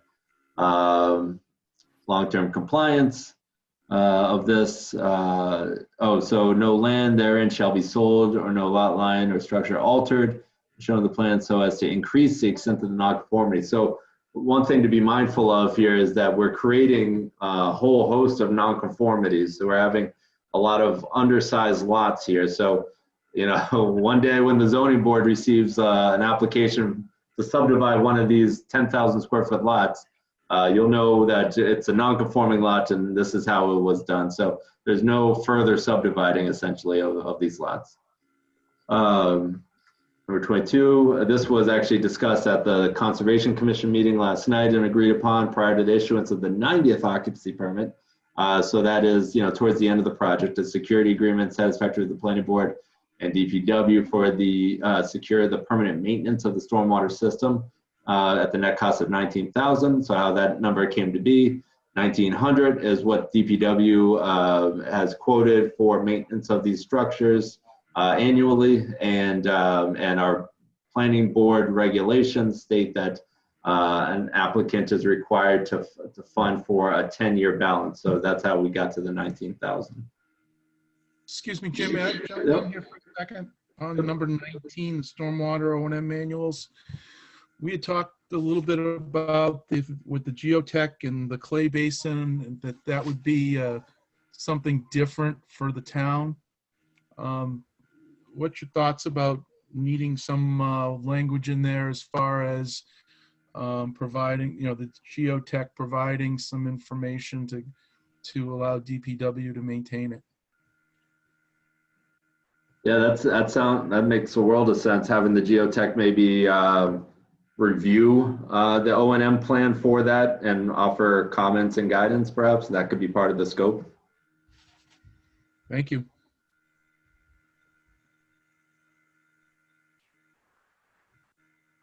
All right. Let's see. So many of these are now just our generic ones. 23 is our pre-construction meeting, and this Mass General Law 4453G is what we refer to when we're receiving inspection funds. That's how we can set up accounts through that and how they're required to pay for those. Any and all easements need to be provided to the town with review from town council. This is bound to Bellingham Residential Number 2 Realty LLC. We'll be notified if it's handed off to someone else. All termination decisions and conditions set forth within the subdivision decision. So there will be another decision that goes alongside this decision. That's the definitive subdivision decision. As you guys know, that's kind of more generic, just our subdivision requirements. The special permit obviously has all the many nuances of a special permit conditions. So they go hand in hand essentially though. The applicant will be required to provide us an as-built so that we can know exactly what was completed, confirm that it was done in compliance with the plan that you all approved. And that, let's see, so it is also subject to the provisions. Yeah, okay, so we actually double dipped on that one, and then this has to be recorded. I think that's all of them. Yeah, we've made a lot of changes tonight, correct? Yeah, there's a good number of them that I can certainly tackle. Yep. I think, Bill, I think Tribino might have been trying to get something in. okay. Yeah, I have one. How about snow removal? Who's going to take care of the roads while it's being developed before the roads are accepted? Are we liable for that? No, the developer in any of these projects is responsible for the stormwater maintenance, the plowing, and all that until the streets are accepted. All right, one other one. If you have the houses, people living in them, are we going to have any buses going down this road, or are they going to be picked up in the main drags? I'm not sure about that. I can ask the super, but you know, I think it's going to be whatever the schools determine is the right location. I would imagine there's going to be a pickup, I bet you, on one end at South Main and one end on Center or something like that, or Cross, excuse me. Yeah, because if not, they ought to supply some type of turnaround for the bus during phase 1. That's all I'm saying. Oh, yeah. Thank you. I think we're pretty close to reaching a decision here. Jim, what's your suggestion at this point in time? I know we've talked about removing building permits, touching occupancy permits, putting some language in there for that, addressing some of the concerns Brian has raised. I think we're close. Yeah, I agree. I think in reviewing the discussion that was had last night with conservation, I believe they continued to the first meeting in January, right, Sean? And so, and considering lining these two projects up somewhat, meaning conservation and planning board, if the board is willing or able to, I'm not sure if you're available for the 17th, evening of the 17th, especially since we're doing Zoom. I could certainly have these edits to you this weekend for your review, a decision if you guys so chose. And why I say the 17th is we have a 30-day appeal process where conservation has a 10-day appeal process. So actually, if we were to meet on the 17th and come to a reasonable conclusion on these decisions, and executed them, they would line up rather well so that both would expire the appeal somewhere in the middle of January. Before we go any further, do you have any comments from the public?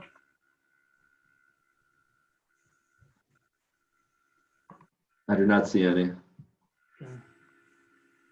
So I think we get back to Brian, the triangle and the cost of that. I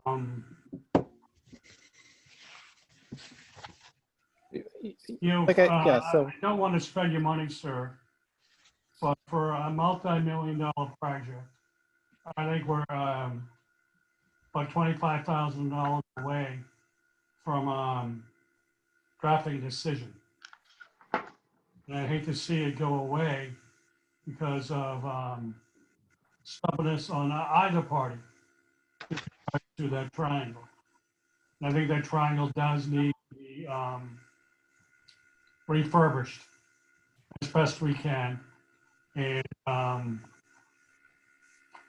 that's my concern. What do the board members feel?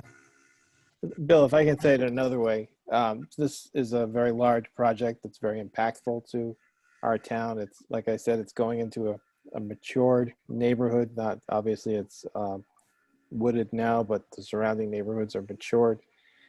And so there is significant impacts, I believe, to this project. And I don't believe that the mitigation offered is adequate, as you stated.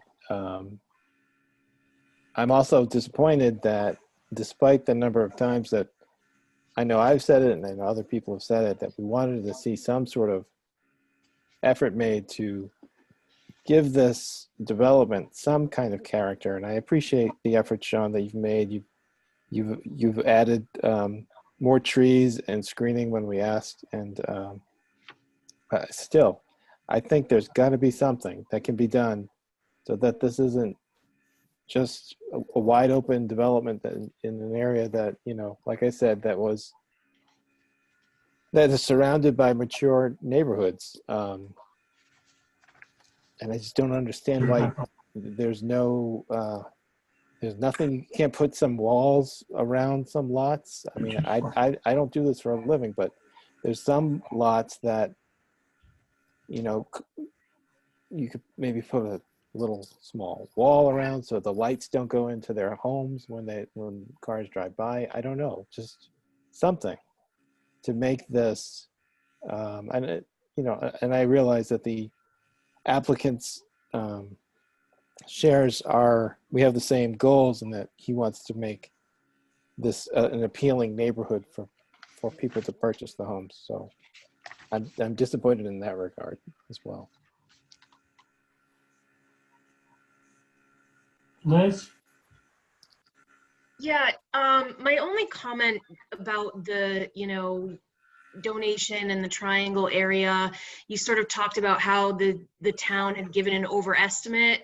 I always find that any project I'm doing or anything that's related to construction always ends up over budget. So, you know, I do sort of support Bill in your idea about asking for just a little bit more to improve that lot, because 9 times out of 10, that amount is now the 100,000, it just won't go that far. Dennis? Good. I'm sorry? Said I'm good. Phil?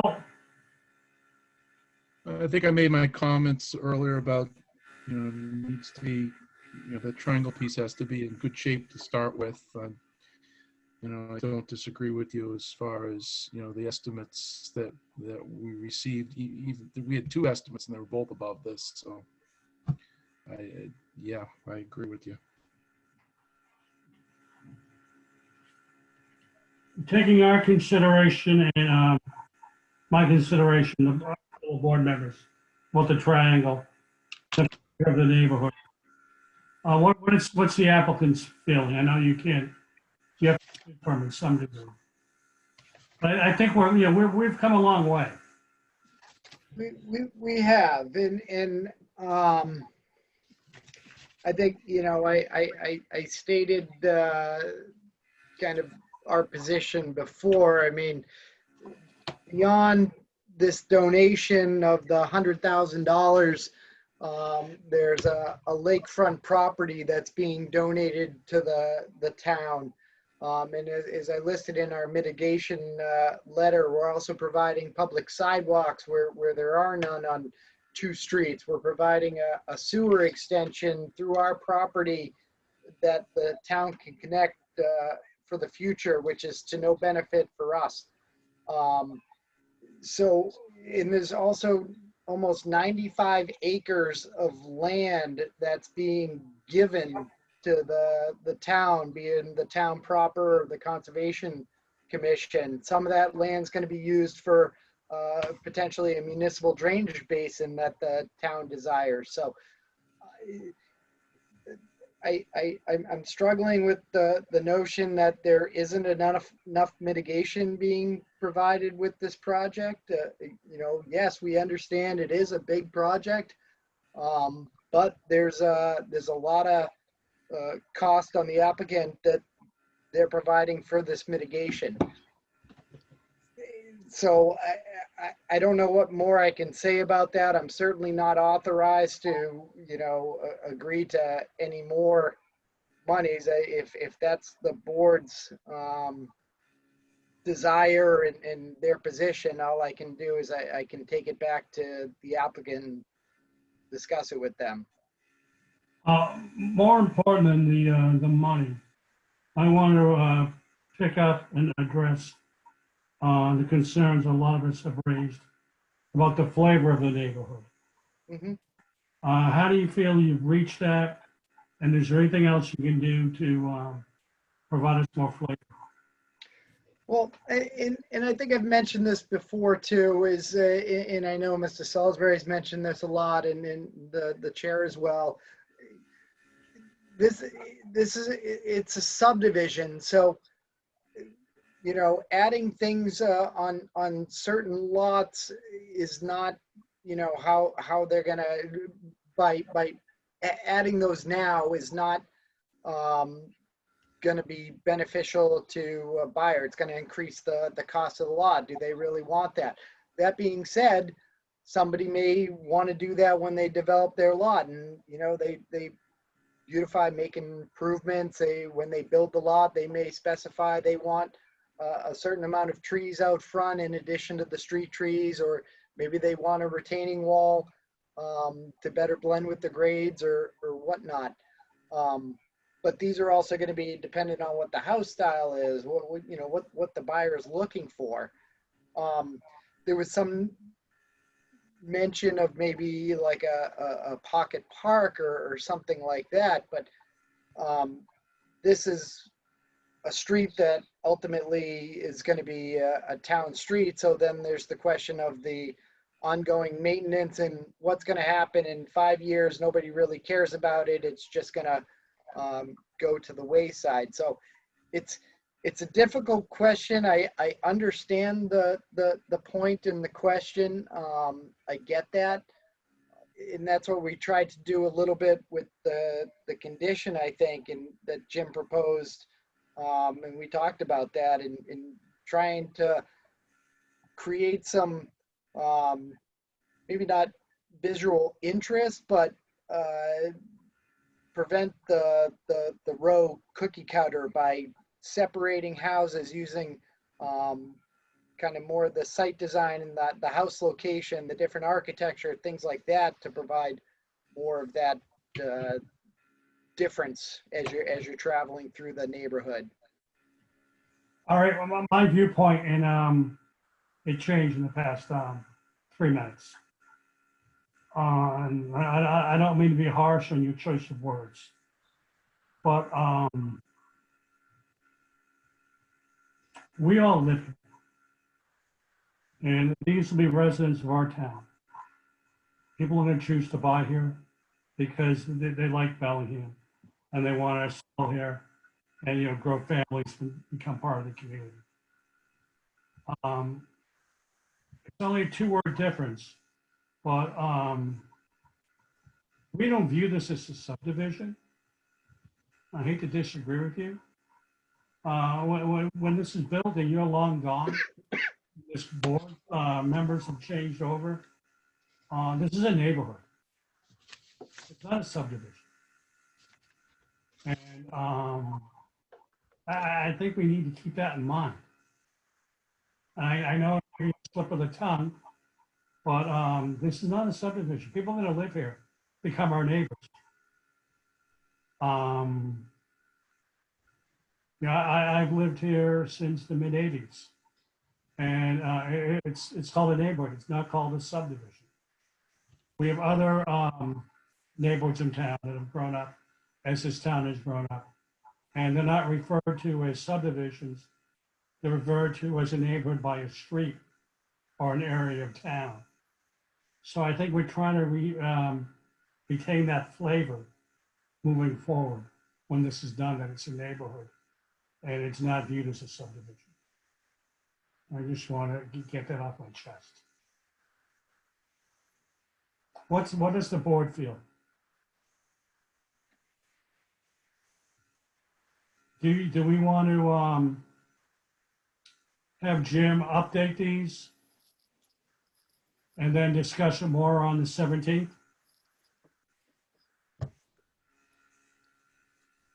So the 17th would be a special meeting? Is that? If the board chose to, you certainly don't have to. I'm just trying to, you know, knowing that we're doing it remotely and trying to line it up with other permits that this developer has, you know, it would be, I could have that, those decisions for you by then, but it's completely up to you guys. I would ask, Mr. Chairman, that to your point about the, you know, the triangle and the dollar amount, that maybe the 17th isn't the right time to talk about this. You think we need to get for a little while longer, or? I don't think there's going to be a response between now and then. So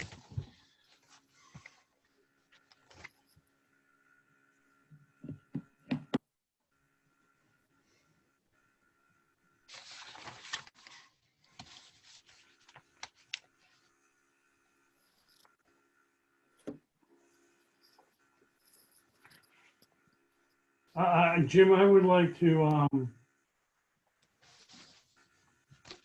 have you draft the conditions, provide them an overview of the position of the board, and provide that to the applicant. And do we want to get a response by a certain time frame without having a meeting? Jim, what's the, I'm sorry to interrupt, Jim, what's the pluses and minuses of lining up the appeal periods?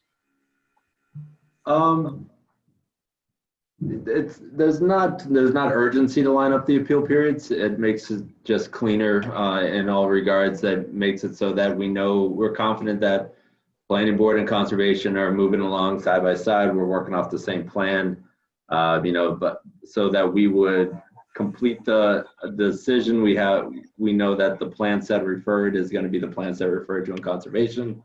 But again, moving it 2 or 3 weeks later might not change any of that. It's just, there's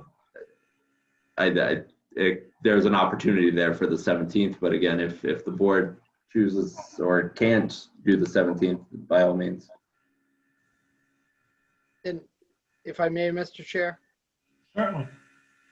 so if the board is inclined to have a special meeting on the 17th, and if there's a concern that the applicant may not provide a response on these issues, I think I can get if there's going to be a meeting, I think I can get a response. I don't know what the response is going to be.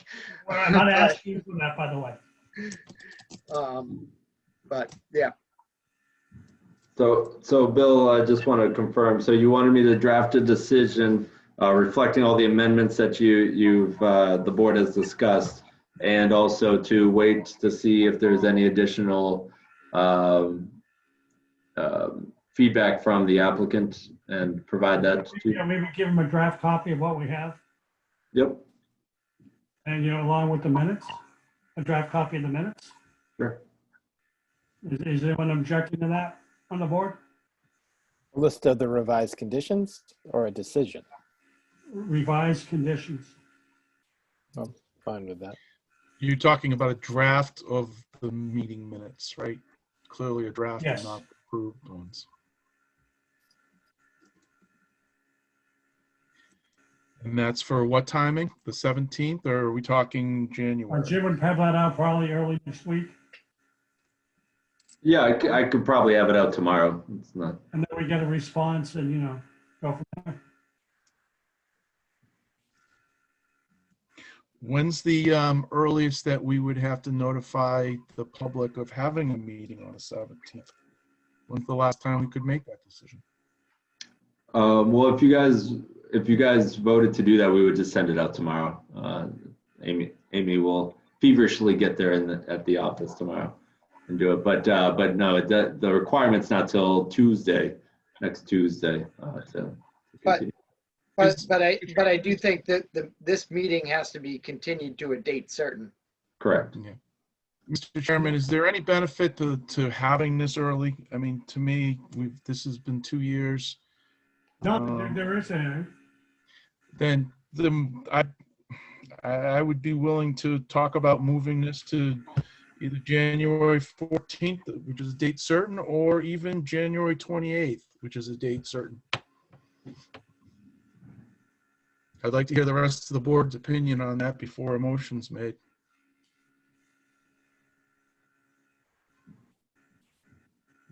I don't have a strong opinion either way. I think to have an extra hearing would be for the applicants to benefit and not necessarily for the town.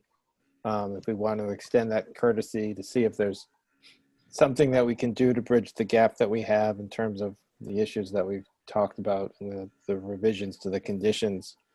If that can be fleshed out in a week, and there's good faith efforts made to sort of bridge those gaps, then I'm happy to meet. But if it's just going to be us staring at each other on Zoom next Thursday, not knowing what to do next, then let's just do it in January. But it would be a courtesy to extend it to the applicant. Jim, can I ask a question? If we were to hold a meeting and post it prior to the 17th, and we have not, some of our concerns have not been addressed by the 17th. We can make a decision at that point, correct? Oh, yeah, absolutely. I would need 4 of you to be on so we could just either do, continue or do whatever you please. But yeah, you would have to join the meeting and make a motion of some manner on that date.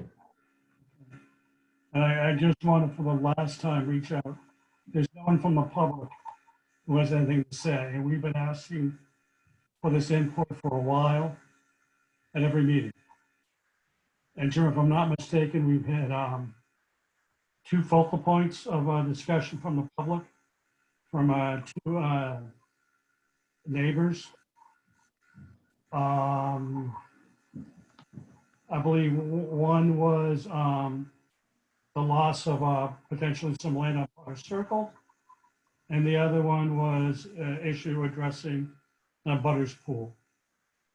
And we tried to open this to the public during all our in-person meetings and our Zoom meetings. Correct? Yep, correct. So, Ryan, what would you like to, you have a motion somewhere in what you were thinking about? So, let's just do it next, if everybody can make it, we meet. If there's changes and conditions are, we'll see, we can touch base and then go from there. If everybody can make it. It's the holidays, I understand, so. But if people can't make it or don't want to, it's fine, so. I can make myself available on the 17th. All right, so I'll move to continue the hearing until December 17th. Do I have a second?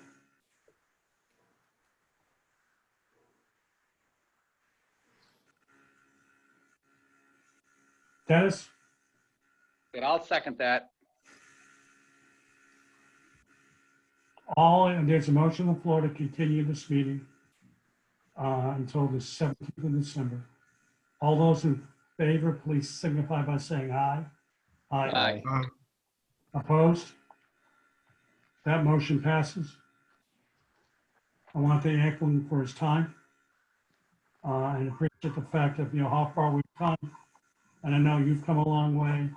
I really think we've bridged the gap, but there's still a little gap left to be bridged. Okay. All right. Well, Jim, do I need to close the public hearing? Or can I leave it open? No, right now you've left it open, and we can certainly, if there's additional information that comes in between now and the next meeting, we can incorporate it. And then, at the next meeting, if everything's resolved, you can certainly close it at that point. So we will see you all on the 17th of December at 7 o'clock. all right. Thank you very much, all. Have a good Thank night. you. Thank you, Sean. Jim, what's the next item?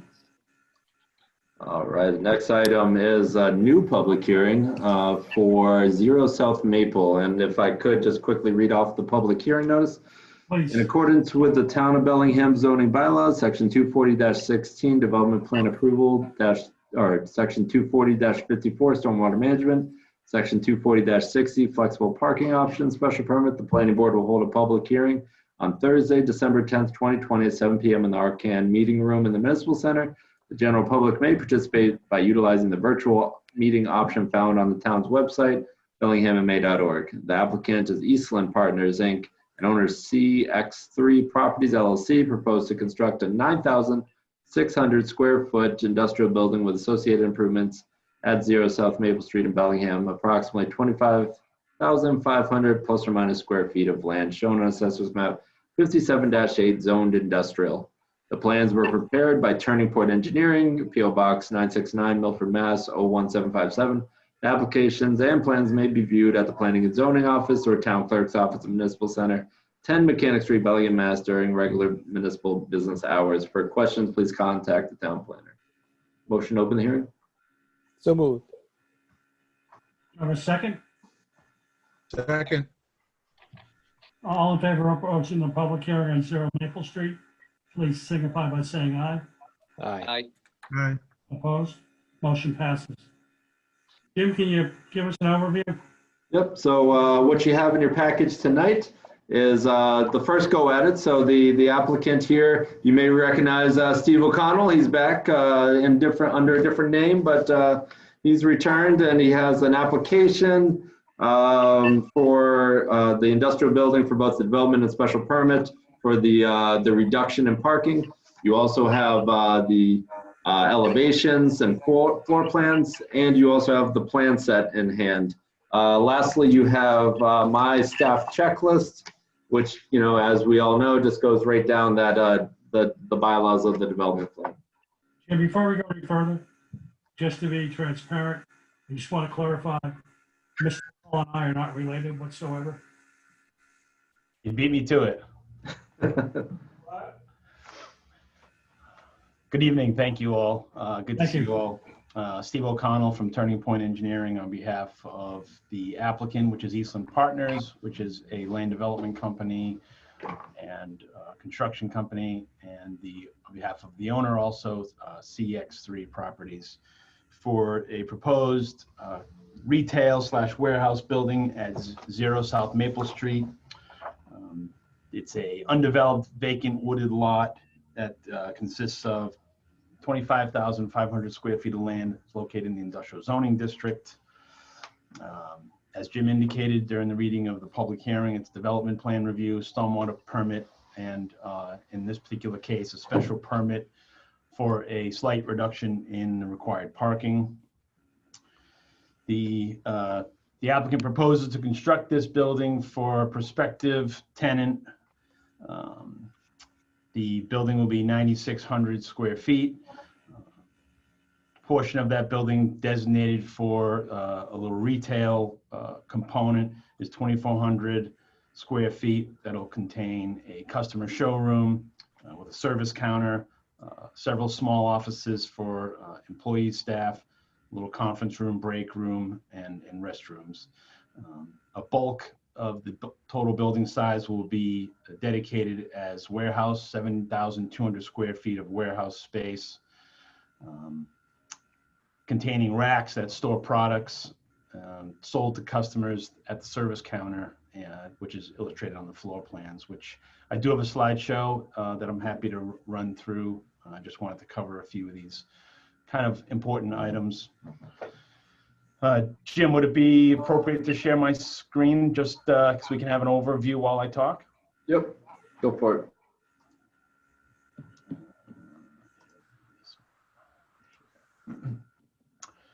Okay, so this is the cover sheet of the plans. I'm just going to click to the next sheet. Oops, you guys seeing that? I got two monitors, so bear with me. Okay, can you see the satellite map? Yep. Yes. So this is the site. It's, like I said, it's a small site on South Maple Street there, and residential uses across the street, other industrial/commercial uses on South Maple. To the north and to the south is the Maple Brook condominium development, and this small little lot here is where the proposed building is proposed to be constructed. Here's a slightly enlarged view from the assessor's map that shows the subject property. So the prospective tenant will employ 6 to 8 employees, will operate from 7 a.m. to 5 p.m. Monday through Friday, 7 a.m. to about 1 p.m. on Saturdays, based on a maximum of 8 employees and the possibility of 3 customers being on site at the same time. 11 parking spaces are proposed. I'm going to flip to the next slide, which is some building elevations. This bottom elevation here will be the elevation from South Maple Street. This is the street roof line, and this would be the opposite side of the building roof line. It's a pitch roof, as you can tell from this north elevation, to keep the building elevation scale down on the street side. Above that here, shown on the north elevation, is the looking from the proposed the site driveway, which is actually the existing driveway, with an entrance door here. And for generally employees, this west elevation will be the elevation looking from the proposed parking lot on the side of the building opposite from South Maple Street. You'll see there's a customer entrance. There's a couple of other man doors, 2 overhead doors and another man door. And then finally, the south elevation shown on top here has an overhead door that allows access via this loading platform here on this side of the building. Here's a general overview of the floor plan. As I indicated, here is a customer showroom with a service counter where all of the transactions for customers will take place. This is a lobby for entrance for employees. And then here are the offices I mentioned here. There's some open office area where you typically have some copiers and some office related equipment. And then office, conference room, break room, and restrooms. And then the area here is the large warehouse area. This part of the floor plan on the right just illustrates that this is be like a mezzanine level, which is fairly common in these style of buildings. Generally, storage could have the opportunity for some additional offices if necessary.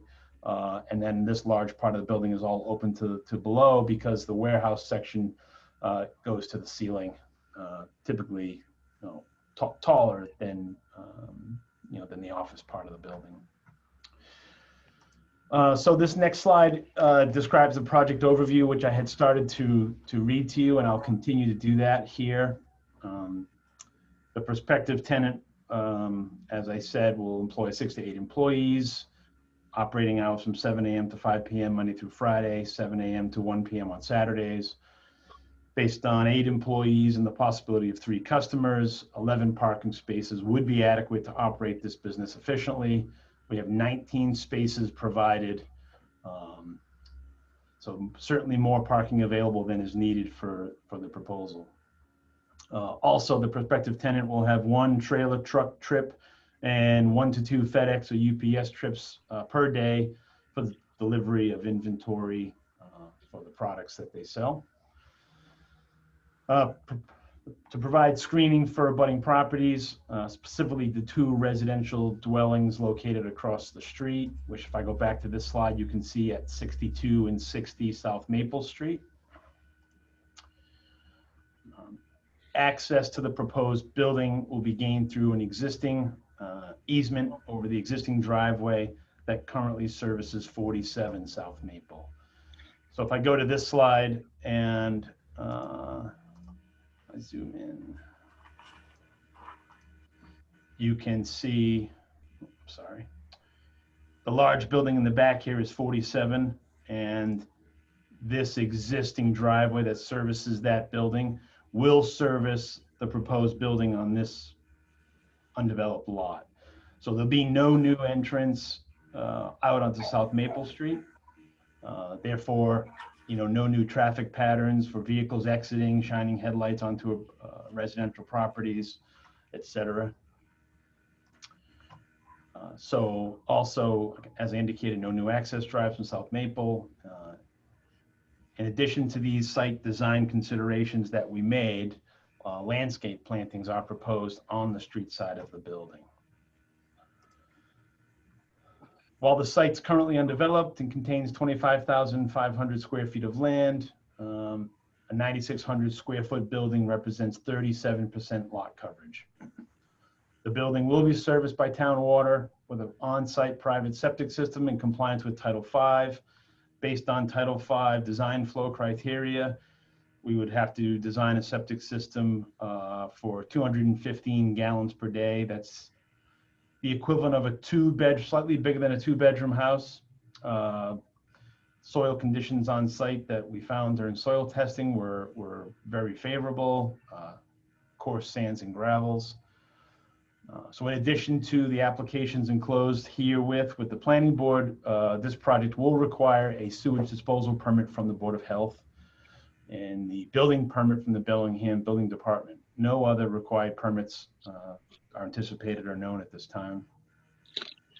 And for the reasons I state herein, we believe this building project conforms to the Bellingham Master Plan, which states Bellingham should target businesses that are, according to the 1998 Master Plan, and I quote, would make reasonable demands upon town's limited infrastructure capacity in relation to the benefits which they bring. Those enterprises which by their nature, location, design, and operation commitment will make small demands upon traffic capacity in relation to the jobs and taxes which they provide, and businesses which do not deplete the town's non-renewable resources in which use renewable ones, such as water, only at a sustainable rate. So without further ado, I'd like to maybe get to the site plans, and what this site plan illustrates here is the existing conditions of the lot, topography, locations of soil testing that was performed to accommodate the on-site sewage disposal system and the underground stormwater system. The next sheet here is the layout and materials plan for the site. Let's see if I can zoom in.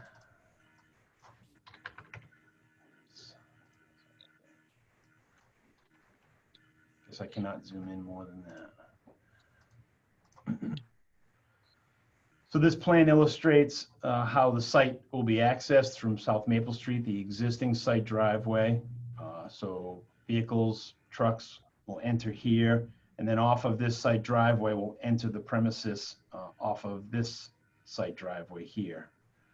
And what that does is that keeps the parking in the paved area on the opposite side of the building from the residences across the street, and the residential uses being on the adjoining zoning district.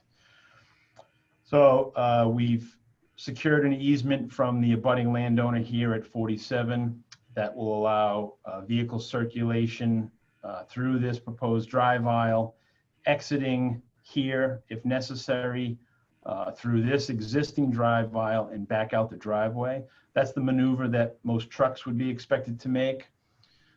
As I mentioned, the building and business is expected to have 1 truck delivery a day.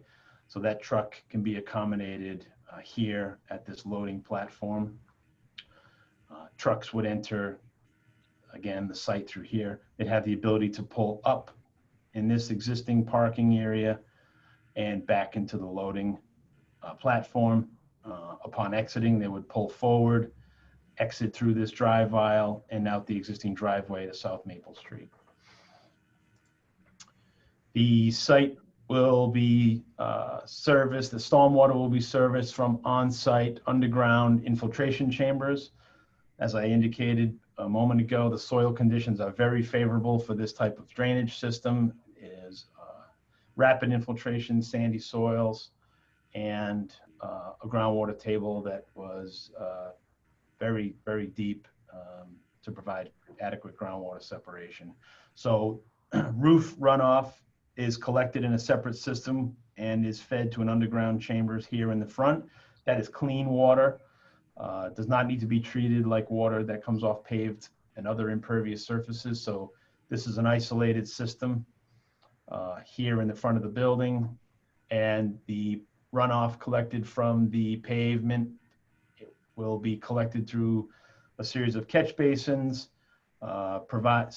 conveyed through a proprietary treatment unit to remove sediment, and then discharged into this underground stormwater system. As part of the design, there has been an overflow provided via an 8-inch pipe that goes to this existing catch basin, but that is only an emergency overflow, which is advisable in any stormwater design. This plan shows proposed utilities. The water will be serviced from a existing main that comes up the existing site driveway. There'll be a domestic and fire service that comes off here into this side of the building. Here is the proposed on-site Title V septic system under the pavement here, and you can see how that relates to the proposed drainage system. One thing I failed to mention, I'll go back to quickly, is the proposed location of the dumpster. Just due to some constraints of the size of the lot, as part of securing easements from the abutting landowner at 47 South Maple, we secured, as part of that easement, was the ability to put this dumpster here.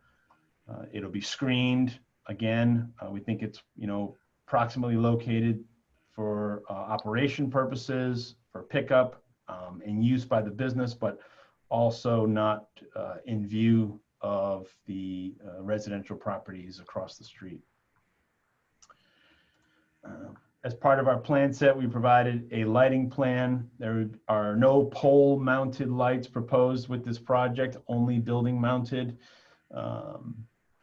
It's a relatively small building project with a small parking area. The building mounted lighting should provide adequate lighting for the operation.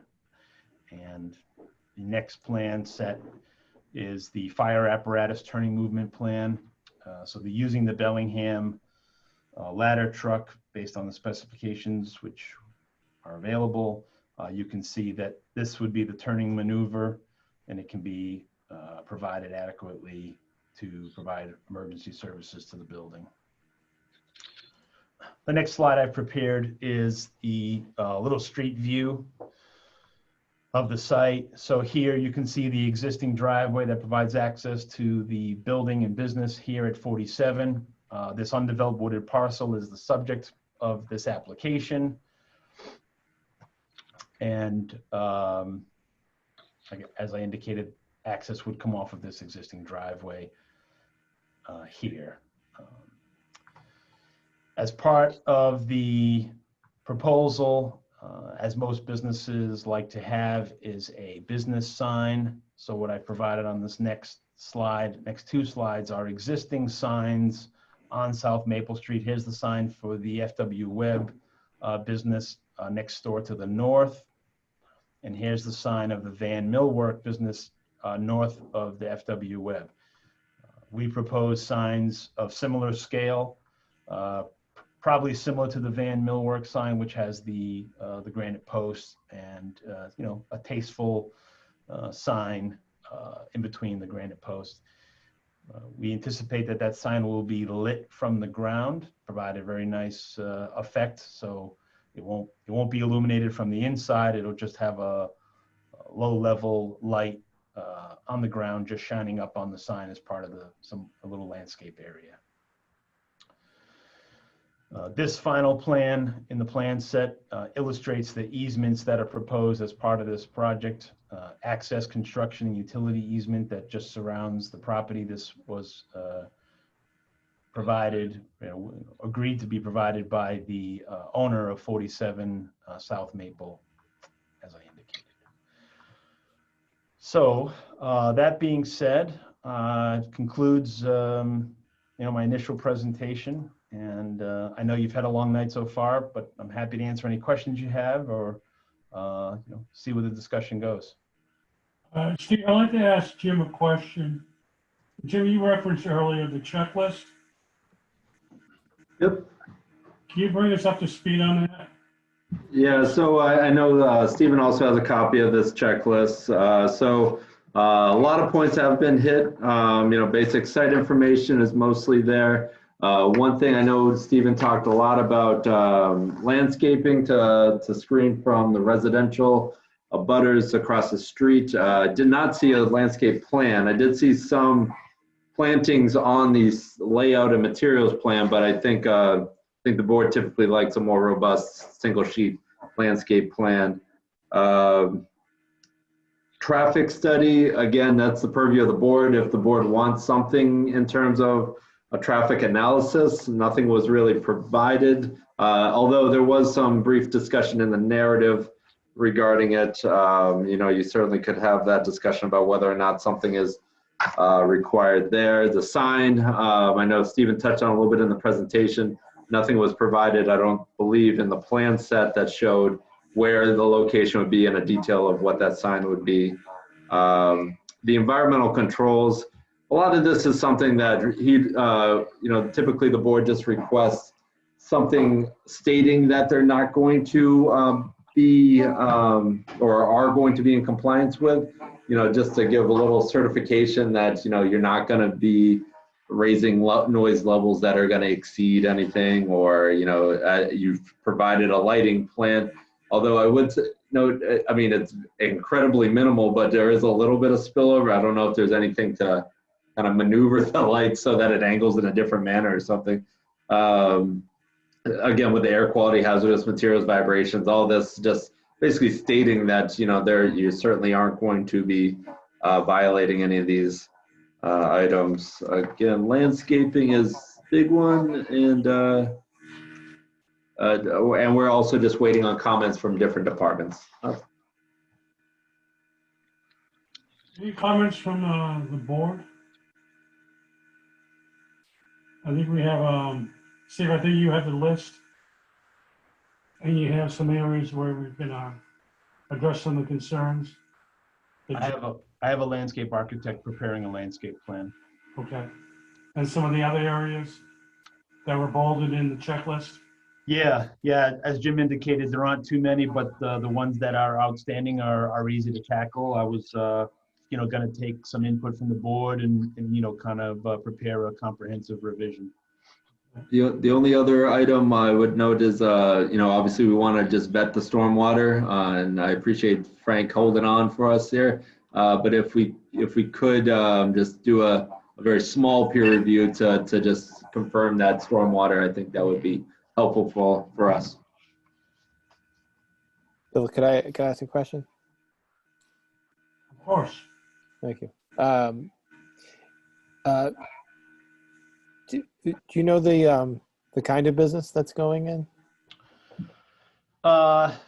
Yes, I do. Unfortunately, I signed a non-disclosure. I think what happens is they're an existing business, and due to existing lease arrangements, they've asked us not to disclose.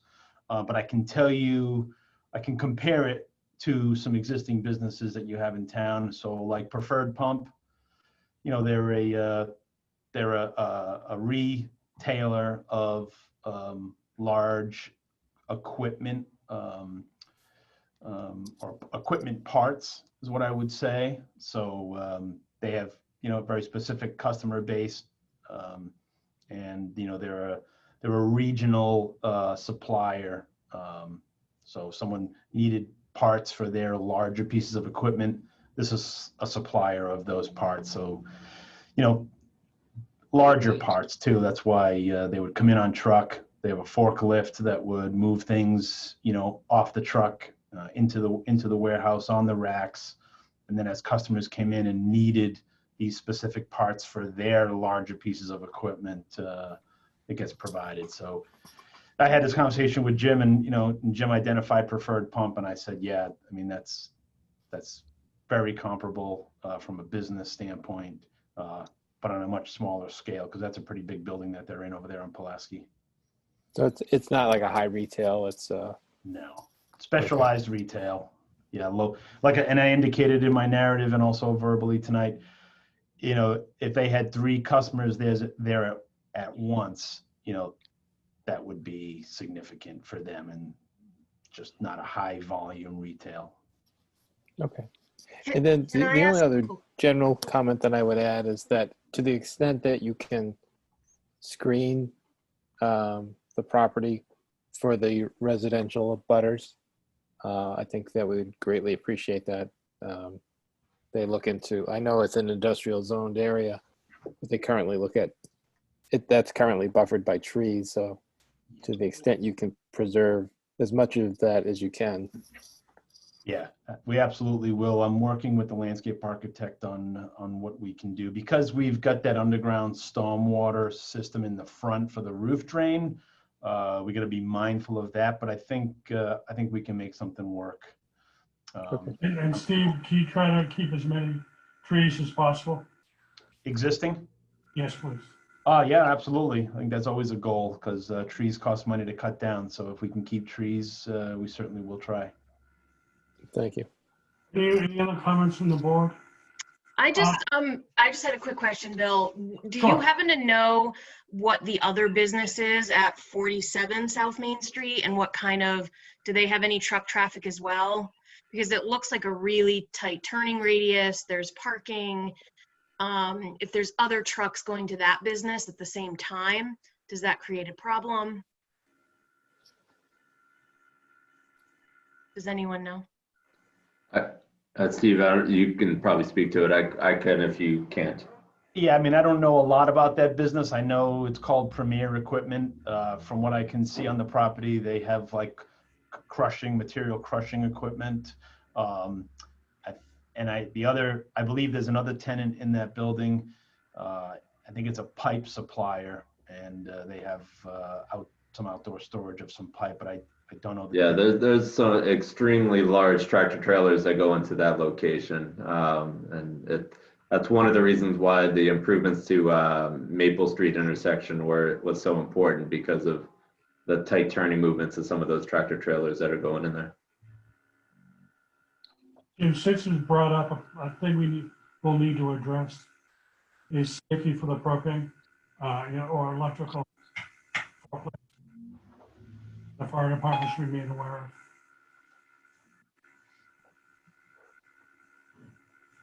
of. Do you have any comments from the public out there? I know you've probably been waiting a long time. Anyone from the public?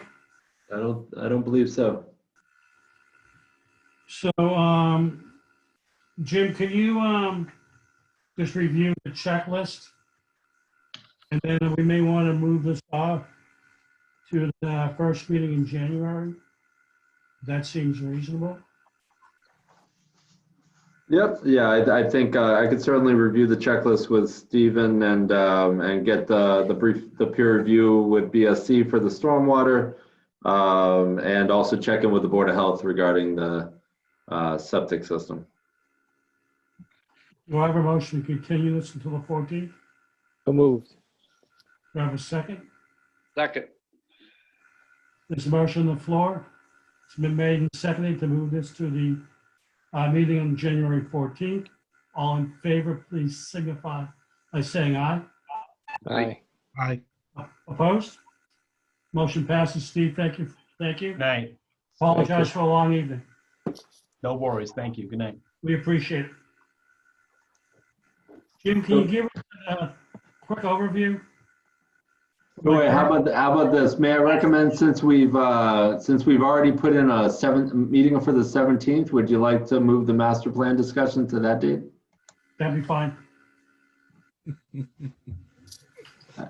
it halftime? I don't know. I don't But the one thing I would like to discuss, if we could, is just quickly the Macy Estates release of security bonds. So we've completed everything that the town has accepted the roadway. The only thing I will note is that we are waiting on the as-built plan signatures from both the Board of Selectmen and the Planning Board. So actually, when you have some time, if you could swing by Town Hall, it would be very brief, and you can be alone in you bring your own pen and sign it by yourself.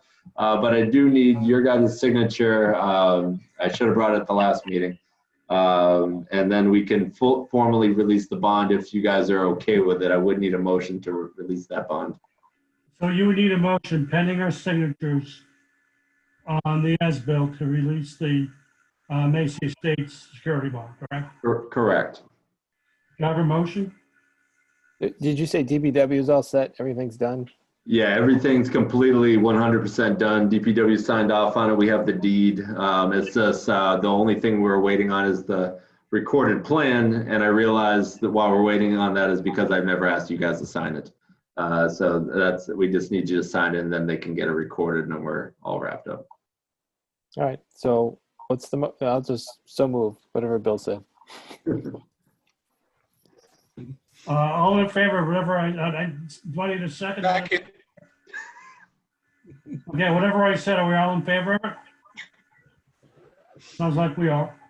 Amy's got I'm it not all. objecting to what It's I okay. That motion passes. Just one caveat though. I would like you to call ahead of time. So Jim knows you when you're close by or in the parking lot. So we can reduce the chance of 6 foot enhanced social distancing when we sign these. And I can bring the plans out to the parking lot too if needed. Can you bring them to my house? You buy me lunch, Dennis? That's not social distancing unless you deliver. Have we all had a chance to review the minutes from the November 12th meeting? Yeah. Any changes? Do you have a motion to accept the minutes as written? I'll make a motion, accept the minutes. Do you have a second? Second. All in favor of accepting the minutes from the November 12th meeting, please signify by saying Aye. Aye. Aye. opposed. Motion passes. One last thing I got for you. Charter and review and bylaw review committee. So we're starting that in January, the charter and the bylaw review. I need at least one member who would like to be appointed from the planning board. And if we got two, I could ask it's up to the moderator, but I think we would certainly, if there's two interested parties, it would be great. So I did it. It seems like yesterday, but I guess it's been a while. I wouldn't mind doing it again if nobody else wants to do it. Jim, how much time does it take and how often the meetings? Right now they're gonna meet the second Monday of the month, each month, with potentially a second meeting in there a month, but probably not. It would very likely gonna be just once a month. Via Zoom?